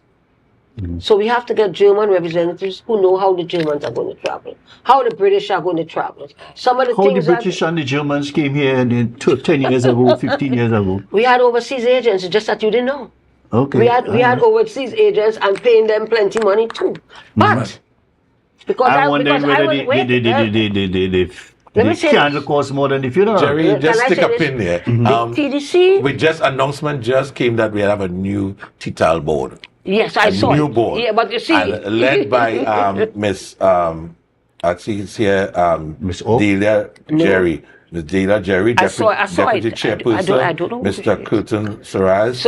And who is the chairman? The chairman is Delia Jerry. Yes, I don't know who that is. I was trying to remember that. That's yes, I think I know of that person. Okay. Right, but the thing is that there's a new board. So I think let's give the board the opportunity to get in there and listen to some of your suggestions and listen to some of your feedback. Right? It is good. Give them a chance to soak in. And I think this board looks exciting. I think it's doable people. When I look at some of the names on the board. Let me hear some of the names in the public now. Hold on. Mr. Williams, our hoteliers don't have the money or the time to wait.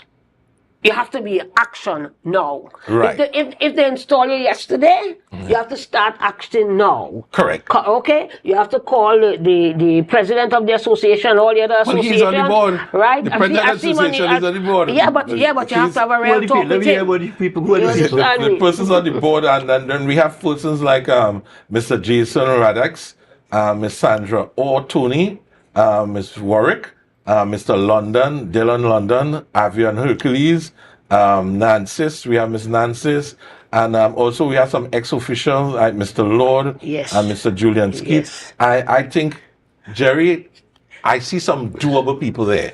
And I want to, as you indicated, they're going to hit the ground running because these folks are people within the industry. And this is what we wanted. We wanted to have people who understand the industry and willing to push this thing, right? And I know I know you were on the board before. No. Right? I've never been on the TTAL board. Not the tourism. Yeah, the TDC board. You hear the question I asked? Yes. What is the role of TTAL? Right, and I think you will have the opportunity where they could form and reform themselves and to strategize and see where their focus will be and so on. Time is of the essence. That's all. Is that today your point? Give them a little chance to read the paper. Yeah. All right. Business people. Let the ink dry a bit. Time is of the essence. You know what I said? What are some of the critical things that in tourism that you think that the budget did not deal with or should deal with?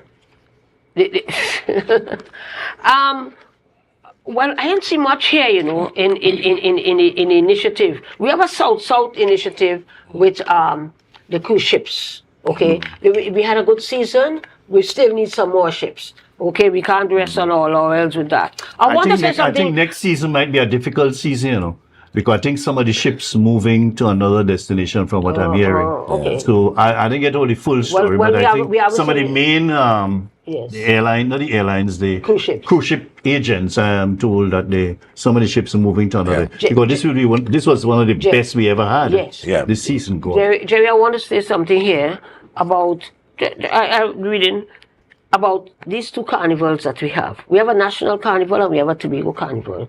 We have turned the national carnival into a liability when it's supposed to be an asset. When you have a country with two carnivals, you have to turn the two into an asset. You need people to come.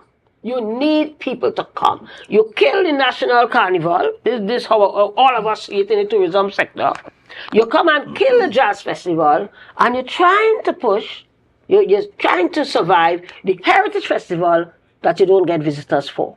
You have to seriously sit down and think of what you are doing. The Heritage Festival... I hope you're not like some of the people who criticize the Jazz Festival and say you're spending too much money on Jazz Festival. I would never be one of those. And they criticize the Tobago Carnival and say you must not two carnival, let me get one carnival. Jerry. And so on, and people, you don't know, as the Secretary for Tourism, it's very confusing. Jerry, hold on. And I know that easy to confuse Sasha. Yes, no, but listen. But I know the pressure she's under, people complain from both sides. Hello. And the fact still remains, let me remind you, as a hoteler myself, both carnivals are very good for the industry. That's right. Because, you don't need to promote because people know the national carnival, endless people coming over here because they want to get away from that thing. It's a big thing on the island. That's one of the peaks on this island. You have to promote it. Yeah. You have to promote it. But we're looking at the Tobago Carnival and coming up in October and the trust going forward in it. Now, yes, I understand the dynamics, but it must be in some kind of context, right? So we spoke about jazz. We said the teachers said they want to move away from jazz, but we didn't have anyone picked up that mantle to run with it.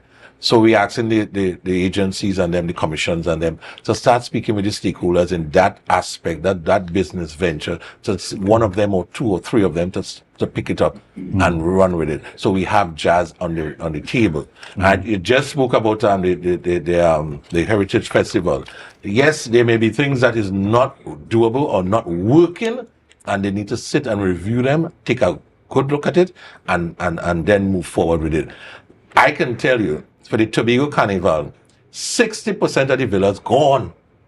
I don't know but 60%. We ain't where we are. We are in June, yes. And 60% already gone. So what we need to do now is to take that product now, examine it, and ensure we make it a workable product, Jerry. And that's what we have to do. We like to. I understand you have a lot of charters, most likely. Jerry, charters coming for I'm telling you, the things that will happen in October will be amazing to us. But again, is the whole. We have to look at the whole picture. And stop looking at just this narrow one event. You heard what I said. Right. You have to make the two carnivals an asset. Right. So how we're going to look at now, remember our drive was we want to move away from the National Carnival as being a big thing in Tobago and make it into something. Now, we don't know what we want to make it into. Well, you see, and hence the reason why I will allude to your point that we have to... You shouldn't kill it unless you know what the idea it is wasn't killed to already. Kill So you shouldn't kill it. You shouldn't kill it until you know. Hold on, Jerry. Until you know what you're going to replace Right. it with. Because the carnival thrive and the tourism thrive on having events and people coming. Right. So it might be after, maybe a cool down. So Tobago could be the cool down for the carnival. And then we could promote a lot of cool down activities on the island. And again, those who want to move away from the centric of the Trinidad could come across during that period and we would have something. But again, the commission need to sit with the various people, all the mass band people and all the different people. The people of Tobago. The people And of Tobago. and hear what they have to say. Points and see how best they could merge these things together to make a meaningful point going forward. Right? But I see within tourism, I know, and they definitely, from the budget, you could see that there's a need to revamp the thing. We definitely, I mean, from the utterance of the Secretary of Tourism, I noticed there's a need for some revamping within TTAL and the tourism sector. And they're working on it, Sharia. They're working on it. They're working on it. They're working on it. And I think give them the opportunity to work on it. Yeah. Time is of the essence. Correct. Yeah. Okay? We need a foreign exchange. What are the concerns you are charming about the tourism sector that we want to... next 5 minutes, we're going to be taking some calls, viewers... Okay. Jerry, we go for a break and when we come back, we start taking some calls. I want to make, when we had separated Visit Trinidad from Tobago Beyond, and we had our own thing, I asked a question to the minister at the time. Who is going to market Trinidad and Tobago? Nobody answered me. There it is now, we are seeing Visit Trinidad on CNN. That cannot happen. That's not supposed to happen. It is Visit Trinidad and Tobago have to be on CNN. CNN is big, You have Visit Trinidad. You have T-shirts, CPL. You have the back of the T-shirts, Visit Trinidad. In relation to what? CPL or something, or the World Cricket League? Meaning it's Trinidad alone advertising. Like branded. Okay? Trinidad brand. This country, when it reach stage like CNN, CPL as you see in India and Pakistan and all over the world, then you have to market Trinidad and Tobago. You can't market Trinidad by itself. You can't market Tobago by itself. Can you imagine how ludicrous we're going to look going on CNN and say Visit Tobago? No. But we just go out on these marketing things and Trinidad not present. There have been occasions when Tobago alone went and Trinidad wasn't there. Jerry, it all depends on the type of tourism you're doing. If you're doing business tourism, it's Trinidad. If you're doing our leisure, it is Tobago, and there are occasions like CNN and so on. The kind of money you spend, you have to market Tobago. You have to market Trinidad and Tobago. I don't know how our people didn't see it, or if they don't liaise with the people in Trinidad. And that emphasizes or shows there's a need for the Tobago tourism and the Trinidad tourism authorities to work together. But of course, Jerry, there must be some synergy between the two. We can't operate in isolation. No way. It is one country still, right? And we must have some synergy. The Caribbean airline and all the different sectors, they must have some synergy. Tobago just can't be doing something and we do have the Caribbean airline there with us. Who's going to bring the people here? I saw some in tourism in here, and everybody talks about the Castara model. I have never bought into it. All right, before we go to that, let me just go. Let's take a break, and then we start taking some calls, and in between we'll continue this. We go for a break, folks, and we continue when you come back discussing review of the THA fiscal budget 2024 to 2025.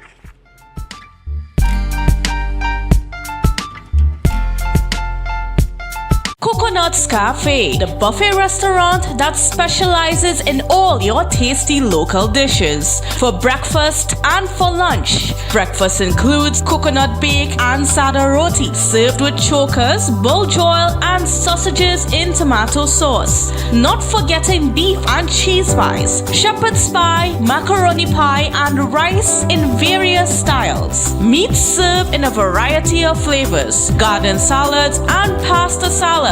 All this accompanied by fruit juices, coconut water, your choice of a great combination to appease your taste buds. So call us today to order, as we are here to accommodate your busy schedules or if you are having a cooking day off.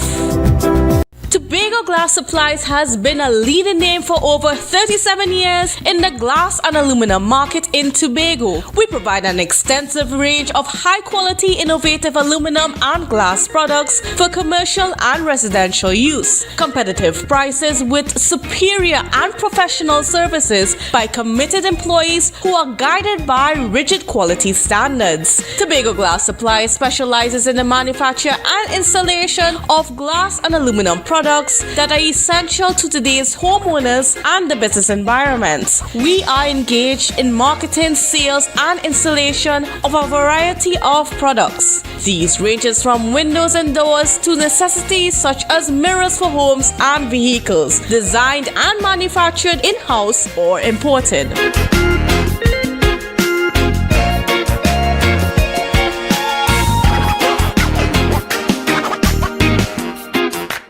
Sun Up Tobago is here. Join us on Saturday, July 6th from 2 p.m. to 10 p.m. at Delta Compound Argyle for an unforgettable summer experience. Enjoy an all-inclusive experience with mouth-watering food, coolers are allowed, and best island vibe. This is a tickets-only event. Get your tickets now at Barco, Lust, and Pablo's Argyle. Don't miss out on the event of the summer. Sun Up Tobago, sponsored by Tobago Updates, B-Mobile, State Solutions, and Thorns Place.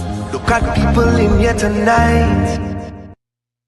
Are you ready to improve your public speaking skills, professionally, socially, and casually? This one-day online workshop is designed with you in mind. You will be engaged in an interactive and enlightening session and exposed to some key industry secrets that will introduce you to a new way of delivering your public addresses. Whether at work, a social engagement, or chatting with friends, you can present your positions convincingly and confidently. To register, call 868-797-9797 or email ancommunicationstt@gmail.com.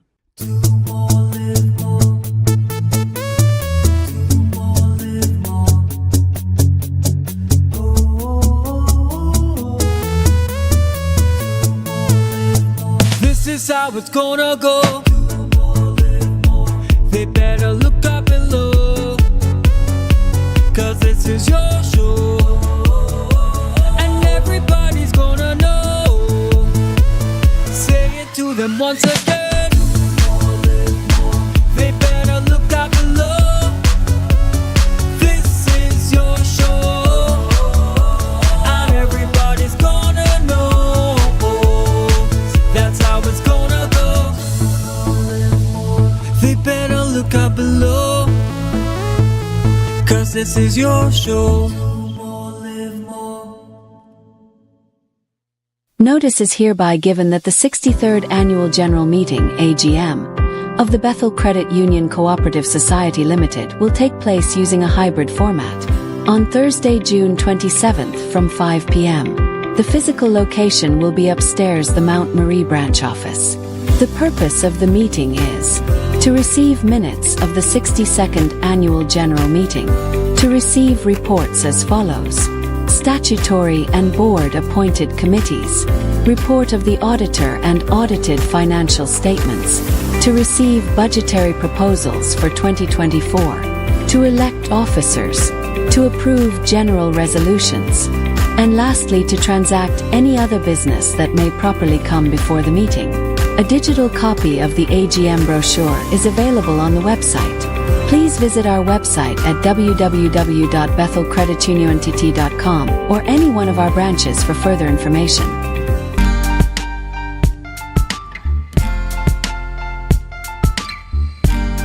Put a smile on your face when you're moving from place to place. Good morning, good morning, morning, good morning, morning.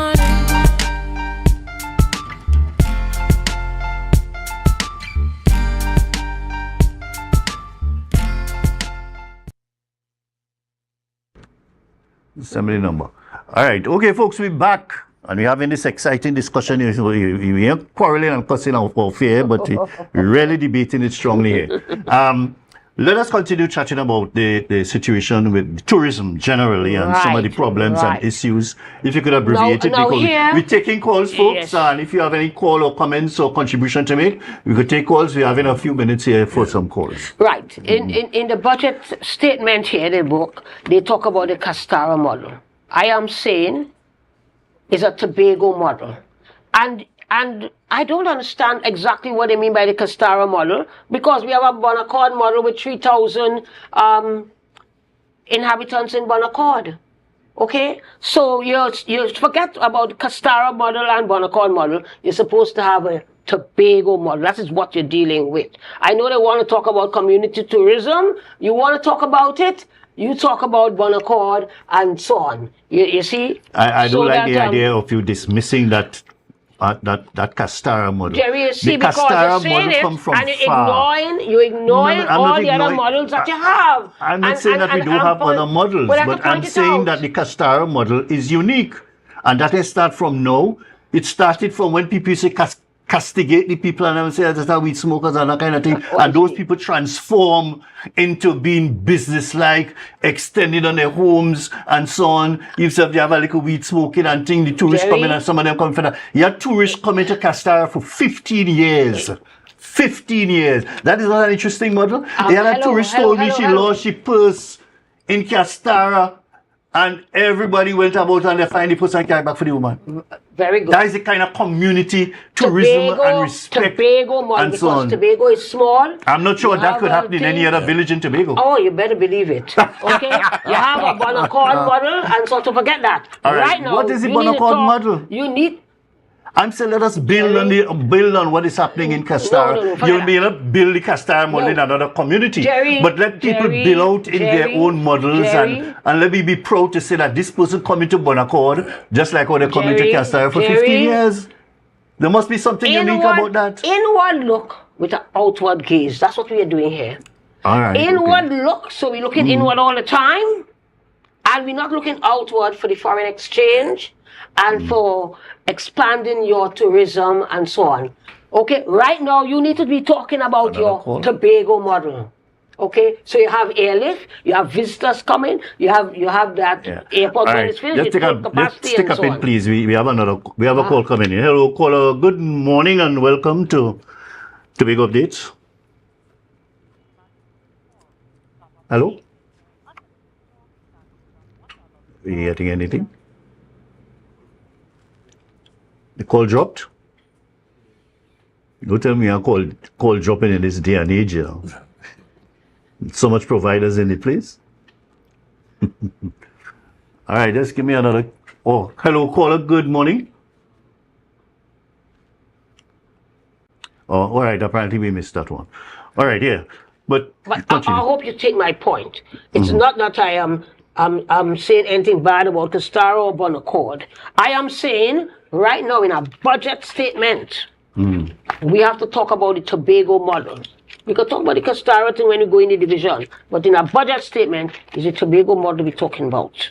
Is it enhancement of the Tobago model will have components, different components, and different levels of entertainment. Well, we can talk all of that. In different locations. That is what you need inside this paper here. Of which Castara is key. Hello. Is one of the key areas. Jerry, just like how they will have the Green Forest, the key area of tourism and information and so on. You understand what I'm saying? The dive sector, you know how many diving Jerry, you understand what I'm saying? That they have? In this budget statement here, that you're going to be presenting you should be to proud your of nation, you should be proud of the Castara right. model. You have to have your Tobago model.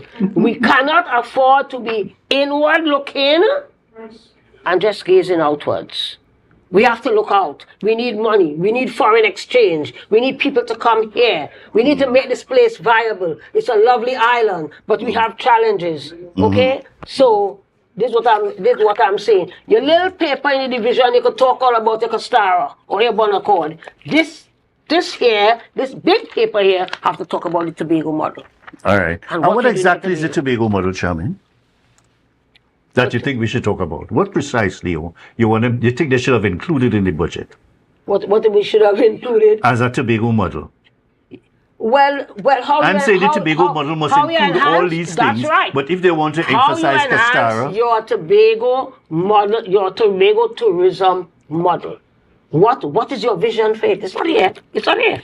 What is your vision for it? Well, what is the components that you have? How are you going to make money? I think how are you going to estimate your we're putting your the cart fee? before the horse. Okay, let me hear you. The Secretary for Tourism will be debating that Well, I hope document. she's listening to what I have to say. Of course she's listening Right. to you. And she will Yes. She will definitely give you an overall arching on the Tobago model. Yes. That's right. Using some selling points from the various community models that she could put into the overarching Tobago. That I mentioned here. Well, no, because remember, this is a big plan. Yeah, well, you and see, then we will get people down like me looking for the big plan. No, don't worry. Okay? Don't worry. When The secretary I'm will break reading it down now, for I'm us, looking for the and big we will plan. get the details. I go back to what I'm saying. Tourism is suffering. My hoteliers are suffering. Everybody is suffering. 2 days out of 7 days cannot make you pay your mortgage or your overdraft. And therefore, we have to be serious with what we are writing, what we are doing as far as tourism is concerned. People and investments are at stake. And look, we want to bring big hotels too. Okay, so we have to know what we're writing inside of there. All the banks going to have a copy of this. All the banks are going to have a copy of this. Well, why you want to give me 500 million? This is going to be one of your documents. You know that, Mr. Williams? Yeah. You see? So you have to talk about Tobago and Tobago and Tobago and Tobago. Inside of here, Mr. Marriott could go with all of this to his bankers, and Mr. Sandals or whoever else that want to come can go with the thing. It has to say Tobago, and how we are going to project the development of Tobago. I hope I made my point clear.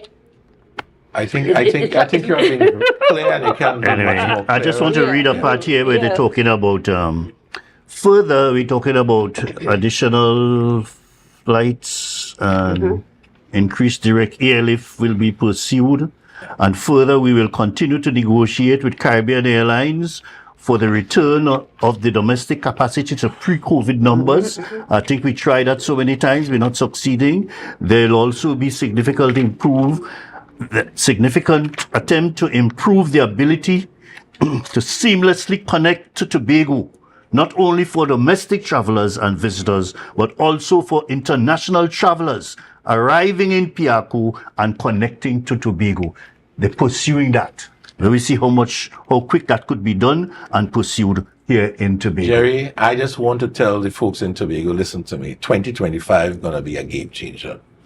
The opening of that terminal building, your small hotel and all the rest of hoteliers and them will be squealing with money in their pockets. Trust me, next year you're going to see the difference. And I'm going to see you smiling, coming on air, telling us that something happened, something changed on the island. So give us the opportunity. Let's see what next year brings to us, and go bring some excitement to you. You know it is to be coming in Piaco and catching a tail to catch a flight to come to Tobago. They're talking about seamless connection. If you come to Piaco, get a flight to come to Tobago, regardless of the time. You know? But this is being pursued. Let me hear, because of course we're going to hear more what they're talking about here. Yeah. Because Charmaine, I don't know whether it's with Caribbean Airlines. Your members are hurting. I know the big investments some of them made, and they know they can't meet their mortgages. They haven't. But I don't want your crying silence. You're the only one talk about it. I see some of your members or some of the hotels, some of the businesses are crying in silence. Nobody knows. It's a well kept secret. So if you're hurting, if something is not going right, come and say something to the various associations, the various, so that we could have an idea what's happening in this space. Because some of you all just sit there and cry in silence. Yeah, but you have to know that, one, we have an association, okay, with a president and a vice president. Yeah. And they are very well aware, because they are all managers of hotels and so on. They are aware of the situation. And while I'm highlighting it here, all I'm saying is time is of the essence. Correct. Okay? And if we want more Marriotts to come or whatever, I just use saying Marriotts, then we have to show that we are businesslike. Okay? We have to have, when we do a document like this, you have to be careful what you write here, because the bankers ask for it. They want to see it in your papers when you come to present the loan and so on. But let's see what's the projection for the tourism for the next 5 years and whatever it is. What was your last 5 years? What's your next 5 years? All of that's supposed to be all inside of here in your doing your budget statement. All of that supposed to be here. I look at some of the figures and they say that tourism is 17%. Yes. Tourism is 13% of our economy in Tobago. Yes. Finance, insurance is 27%. I find that 13% is very, very low. But it could be possible because it used to be there, the state at 45 and tourism used to be 50. You understand? It's now 13 if these figures are to believe. You see, so... Well, that is when we were having this Scandinavian flights and so on. And whatever it is. And all these additional international flights. That alone tells you that sector is in big trouble. You see? Which sector is that? The tourism we're talking about. Look at it. The GDP. You understand? Given what they're pursuing, I am pretty sure that this something going to work out because we have to find a way to get people in, get people connected quite easily, get the hotels filled, and get the service as we provide for tourists to improve. And not only just for tourists, but for the citizens, residents, and tourists alike. So, the service to these Jerry, people. We all endorse development on the island, hotel development. Once the hotel development is done within the regulatory framework of the island, and we speak to the village, the council, the community, so they all be on board in the development. We need the development. There's no two ways about it. From the utterance from all of us here this morning, we can see we need development on the island. We need meaningful development on the island. We need sensible development on the island, and we embrace it. We know that. So what happened to the plant on the island now? What they need to do, Charmaine? The present plant, like your plant and the other plants, that is in some condition that probably most of us don't even want to visit. The beds are terrible. The whole plant itself needs some work. So you all need some what? So you all need funding. What's happening in your sector? Because when all the folks come, not all will be stayed at these high ends. Some will come at your resorts. And what happened if I go there now and I'm lying in bed and some roach crawling all over me? And because we know the plants are in some state that need some real upgrading. First thing, I want to say that our plant is under renovation. We are closed since February. Right. We are painting and so on. Right now, we're painting the railings. So you're getting ready for the boom next year? We put in the railings. We may be doing a different model. Right. That is what we are reassessing our situation down there. But it's going to be entertainment center and that kind of a thing. So we have fetes and parties and things coming up. But what you do have, I saw when they talk about First Citizens Bank. There's an initiative in First Citizens Bank. Yes. Yeah. Just take a pin here, please. We have a call on the line. Caller, good morning and welcome. Morning. Thank you very much. We saw home not getting the calls coming through to here. Caller, good morning. Good morning. Are you hearing me? Hello? Are you hearing me? I'm here. I'm here there. I heard you all talking about synergy. But somehow the synergy is not working. And when you can have international CNN advertising come to Trinidad, what do you expect Tobago to get from that? Therefore, in the budget, Tobago should be spent enough to market its own unique tourism product. And while I saw a prominent attorney based in Tobago made the comment that Trinidad also covers some of Tobago's expenses and so on, and that's correct. But you need to be clear on what Tobago should be doing on its own. And to pass CNN marketing Trinidad alone, what do you want the world to do? Come to Trinidad to go in for a river? Tobago needs the fund, enough adequate funds to market its tourism product. Thanks. Yeah, thank you very much. I just want to clarify here, caller, thanks for your call. The amount of money that you spend to advertise on CNN, they were doing a package for us, and this was a discounted package at $500 US for a month. This was CNN, 500,000 US for a month to market Trinidad and Tobago. They will have advertisements every day. I think Bahamas, you see Bahamas there. So that's a lot of money. That's $3 million TT dollars. And therefore, you have to market, when you spend that kind of money, you have to market the country, Trinidad and Tobago.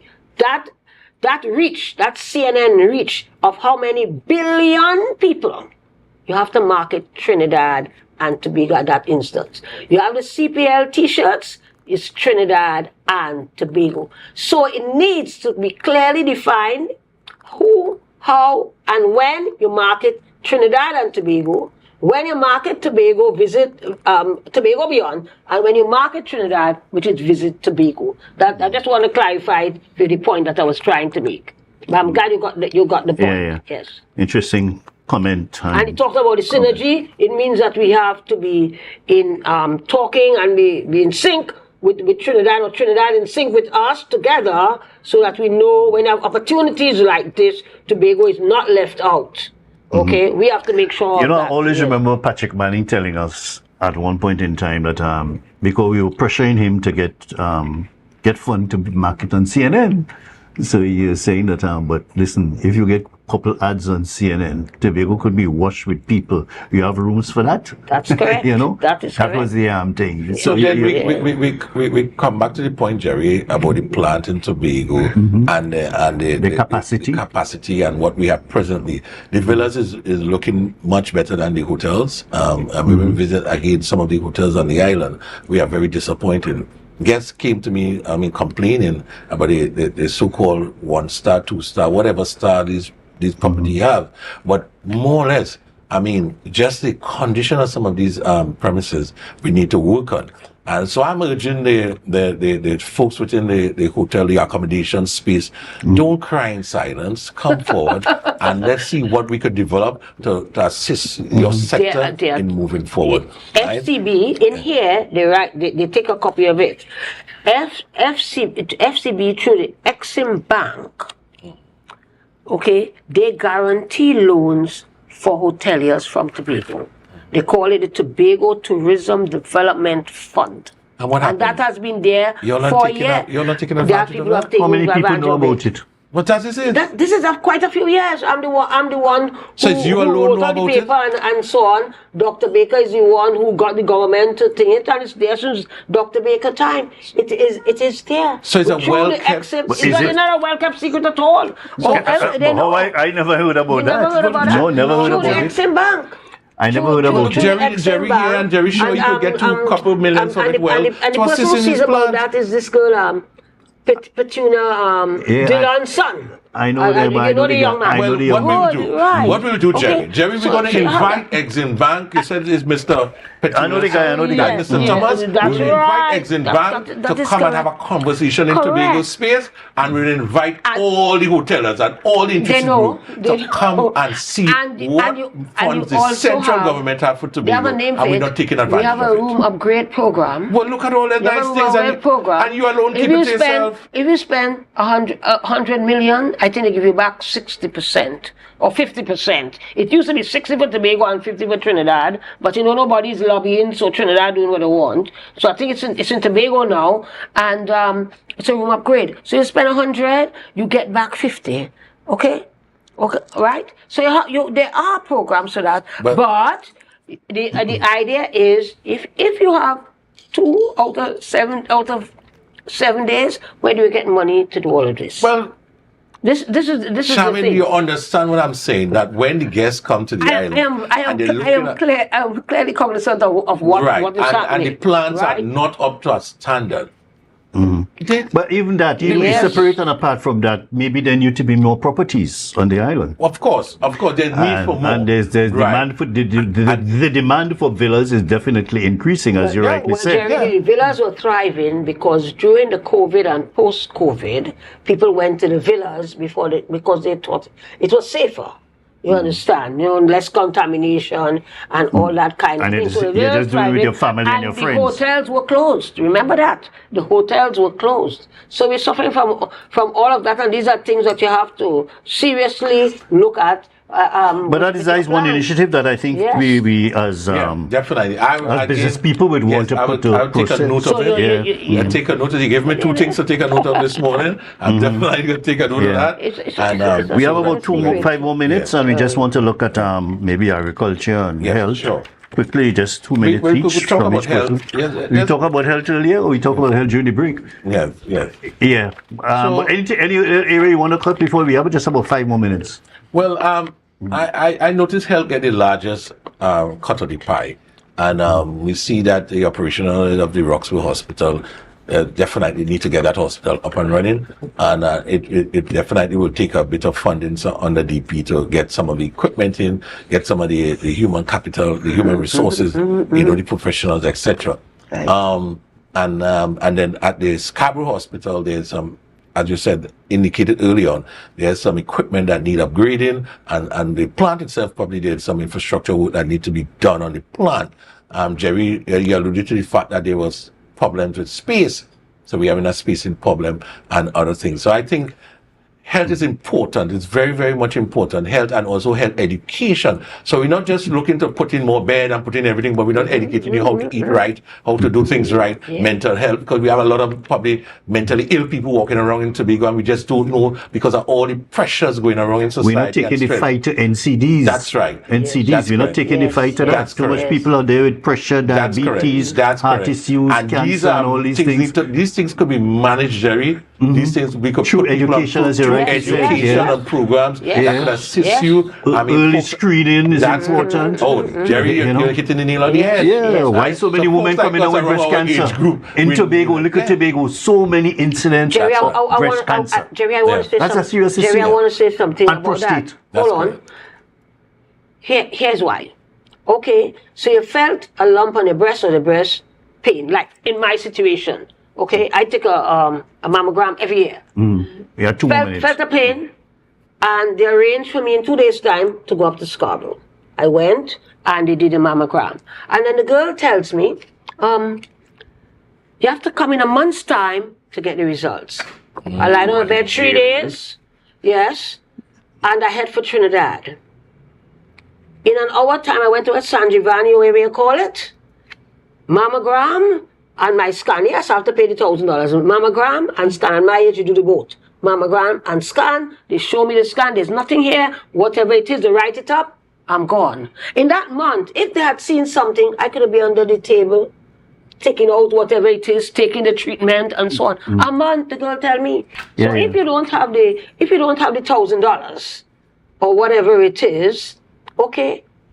By the time that test come back, they say 1 month, it's 2-3 months. By the time that test come back, that stage 1, if it's aggressive, run away already, and so on. It's easy to understand. I really am disappointed. Right. I really hope that things could turn around fast at that hospital, and that is why a lot of people gravitate into Roxborough and so on, and that is why a lot of the assembly people are saying it here, gravitate to Roxborough and even overnight in Roxborough. Okay. And I mean, I don't know why they want to keep this thing a big secret, but people goes up to Roxborough, even assemblymen. Why? Because goes up to Roxborough. They have equipment up there? They have a fairly good equipment, and the service is excellent. As I said at the recently parliamentary committee, I said Roxborough Hospital service is better than anything else in the region.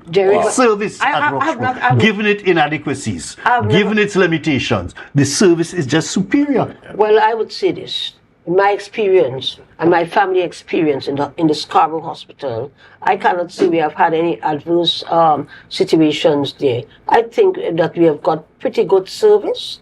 It's a public hospital, yes. My husband will have gone up there quite a few times. I go up there once or twice. My only granddaughter was delivered there by cesarean, and you couldn't go to a nursing home and get better treatment. I am not crying You know? down the When I talk to thing a lot of hospital. people, I'm they tell saying me that the their thing, yes. turnaround time is much slow. There are too many things. This fantastic example you just gave a while ago. You're waiting a month, you have mammogram there, but you're waiting a month. Yeah. People tell me they wait months to get results from different things. Months. So you're dying by that time. You know, that can't be You're acceptable. dying by that time. You know, Yes. all my children born at the Scarborough Hospital. I and made so all on. my children Yeah. in You that know, old but all I'm saying hospital, yes. is that the service, given its limitation in Roxborough, is much more superior to that of Scarborough. And I'm saying it's best, one of the best places in the region for a small hospital to get that quality of service. You know, it's just excellent. Everybody there, you go to that place, everybody greet you with a smile, want to make you comfortable, want to send you where you're going, and that kind of thing. That's Ideal for medical tourism. Ideal for medical tourism is right. I mean, every single body, the cleaner, the security, everybody tell you where you have to go, where you have to wait, and you dealt with it in a while. Do you want anything? They give you a drink or something while you wait. All of that kind of thing happens up there. Yeah, it's excellent. Talk to all those people who did cataract surgery and so on. How many cataract surgeries done up there in a few minutes time? Can we use Tobago as a model for the healthcare for the Of course we can use up there, but some people just don't want to see Roxborough succeed. That is part of the problem. They find that Roxborough is showing up Scarborough or Signal Hill, and they will do anything to stop it.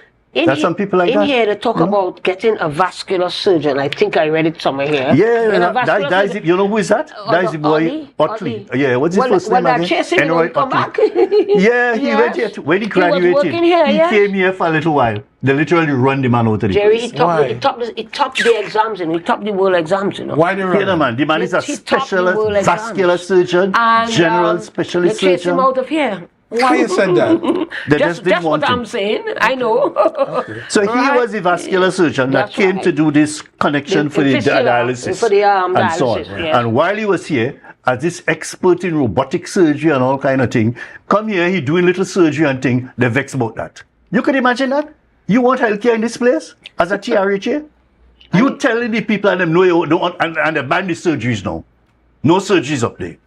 You can imagine. So he was going up there in Roxborough. The man was up there doing surgery. They hired the man to do this connection, this special connection for the dialysis. You had to have a special connection and you had to clear it and do another connection or whatever they had to do. You had to be dealt with by a specialist. No ordinary surgeon can do it. You know, the man came doing that as part of his specialty, do that kind of thing. You know how much hernia thing, how much different thing the man do since he here. They vexed to stop that. You get to you can imagine that? Who like Tobago and want to come back, want to do these things. That's a problem for people who want to stay in Tobago. It's just amazing. But some people on the TRHA board just don't want to see Roxborough succeed. You heard what I said? I'm quoting Ralph Gonzalez. Inward look with an outward gaze, but we keep on looking there. We just doing that, looking down here in the sun. So we can't progress. And we have to understand how we are. I really hope that the services continue to at Signal Hill, generally healthcare improves seriously. I mean, people take sometimes days in accident and emergency because you can't get a bed in the ward. Well, they turn the waiting room, some of the waiting rooms into wards, you know. You know, and it's really thing. I mean, and you see, if we do more education, we talk about education earlier, more education, especially at the primary care level. And if people take it upon themselves to be reasonable, I mean, you have a little lump and thing and you go and check it out. You know, you have a little problem with the pain problem or you have a belly pain or something, check it out early. You don't know what the hell it may be. You know, check it out early. Early attention, you have so many chances and so on. And you don't have to depend on the service to get a quick result, return result on whatever test that you do. That is critical, you know. So education, early detection, and all these things will help. And this is the message, I think, just from my little bush doctor knowledge and so on. Get to the community. Let me reach out more to the communities. Jerry, what about tourism? Your tourists will come if they know they have health care. Something happened to them, even the cruise ships. Many times I am there out there and the ambulance is waiting. You could have some patient that will take off the cruise ship. Okay, and I go up in the hospital, you see a lot of our tourists up there. Okay, so that is part of your infrastructure for your tourism to make sure that you have proper health care. You have regular drugs. If you don't leave the high blood pressure tablets at home, they could get it, and that kind of a thing. That enhance your island and the viability of your island. It's all part of the infrastructure. You see, as you do your tourism and your business and whatever it is. So the area, I think there's room for improvement and so on, and I feel the turnaround time for doing different things up there is a little slow, and they have to improve that. The time it takes to get tests, whether it's a lab test or breast, the cardio test or something, it takes a little too long. Some of these things, you go for things that you have to read. Somebody in Trinidad had to read it and so on. They could send it down and by text or something, or email the thing to them. It's just like you say, it's a press of a button. You press of a button, you just send a thing down to Trinidad, let doctor, whoever read it, come back and Everything send it to you. is on the People screen. stay for months in that hospital just to get them people to read the test. You're telling me to say that ain't right. And we can do much better than that. You have enough skilled people up there to turn around that place. All you need is a more positive attitude and be patient-centered. Concentrate on the patients we had to see about. Some of these people get scholarships from the THA, to go and study and come back and is there, want to do better service, and some of them not doing half of what they're supposed to do. So we have a problem up there with attitudes and so on. And let them learn a little thing from Roxborough in terms of nice human care and, decency and respect, and let people feel good and comfortable. But I tell you, to every cataract person, or my uncle and all, everybody who went up there to do cataract surgery is just happy, comfortable. A cataract surgery is $15,000 and $16,000. Yeah, and these people at Signal Hill, they recruited the patients who come in there. For some reason, the cataract surgery can't be done. Some machine break down, conveniently break down. And then a nurse or somebody will come outside and tell you, if you want this done now, you could go by his office and pay $10,000 or $15,000 to get it done. He could do it within a day. This machine here just not working. That's what basically you can't continue with that. Well, we have to look at the system, and we have to look at some of the flaws within the system, and let's come up with some suggestion that we could put forward to the various entities and moving forward. We can't sit and cry cry. Let's look at solutions. Whether the solution means fixing the human capital, whether the solution means stopping all the wastage, whether the solution means taking a better look at things. We must come up with some solutions, and we don't always complain, but we must come with some solutions and put the solutions forward. Then we don't sit in silence, as Charmin, as I indicated. Don't sit in silence, Tobago. Please come forward, and we at the chamber, we are open. We are open for suggestions. We are open to mentor business people going forward, and even at the Hotel Association, they are willing. Please come forward with your solutions, come forward with your ideas, and we'll be able to make the space a better space. Yeah, I think so, and that is a nice way to close the discussion we're having here. I want to thank you all very much. Caroline Butcher James, my dear cousin, and my dear friend, my good friend, Curtis Williams, president of the Tobago Chamber. And of course, there's some people that we are supposed to get here, but I think on another program they'll join us and so on. But I think it was a very interesting program to hear the different viewpoints on what you think, what was left out in the budget, or areas that we have to pay more attention to. And of course, we're not talking about any and everybody, we're talking about serious business people, who are looking at a critical look at the budget and so on. I mean, we live in an imperfect world, but at the same time, we need to communicate and collaborate more to get things done, and people need to change their attitude and become more progressive and more productive in this little space. We could achieve so much more with less money that we are asking for in this budget. We can do a lot more if we change our attitude and become so much more productive and progressive. Okay? Yeah, Jerry, I want to make a suggestion that every few months you could do something like this, just as we're coming up to the elections, or Tobago House Assembly elections and our general elections, just to talk about the state of the country, not only Tobago alone, but there are a the lot of state things and a lot of things. of the country, Quite a few things is going to happen. And in a very solutions-oriented way, you understand, and in an innovative way, looking at things in a more innovative manner as we strive to make this country and Tobago the best that it could be. Yeah, the greatest little island on the planet. Okay, bye. All right, folks. See you next time. Updates want me to do so many things, but I have to make the time and see how well I can fit in and do a lot of these programs, which I enjoy very much. And I don't like to keep too much things on my chest. I prefer to deal with people very straight and upfront. And if I don't like a situation, I tell you I don't like it. From Farley Chavez Augustine, Chief Secretary, all the secretaries and them, all the administrators, the people in the sector, in the public service, the farmers in the community, the sick people in the hospital, somehow they just reach me even before the people that concern them. And they just complain to me and ask me to see what I could do. Some people catching the tail, and right now a relative of mine sit down in E&E for 2 days now, can't get a space in the ward. You know, it's sad. I think people deliberately doing that. You have no space. We're trying to facilitate the patient, you know, but we have to find ways of, you know, sometimes getting rid of somebody, not getting rid, but see what you could make space in another place. So maybe if they're very comfortable in the area, they stay there. You know, what happens if you get an accident or something happen, you know, more people coming up there.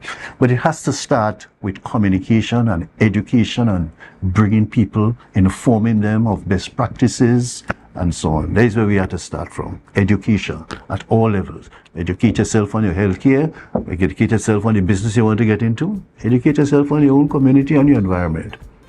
And what you could and could not do, and opportunities that we have to capitalize on. SCA children.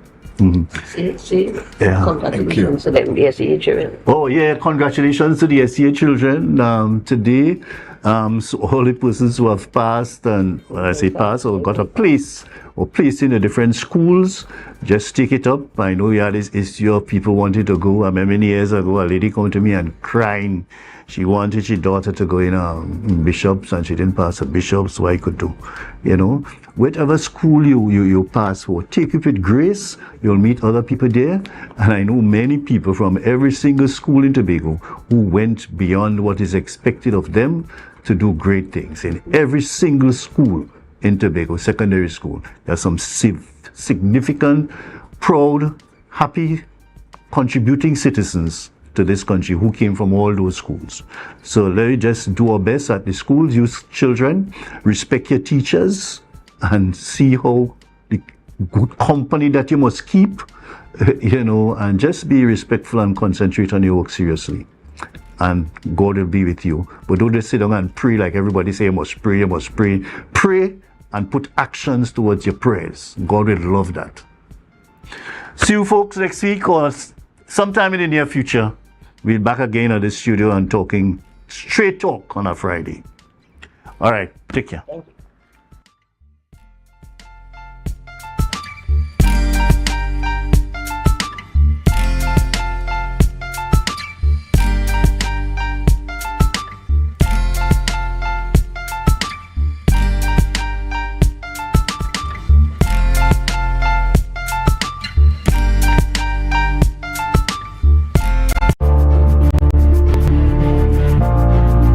You're viewing Tobago Updates Television, your exclusive gateway to Tobago, broadcasting the beauty of this island paradise.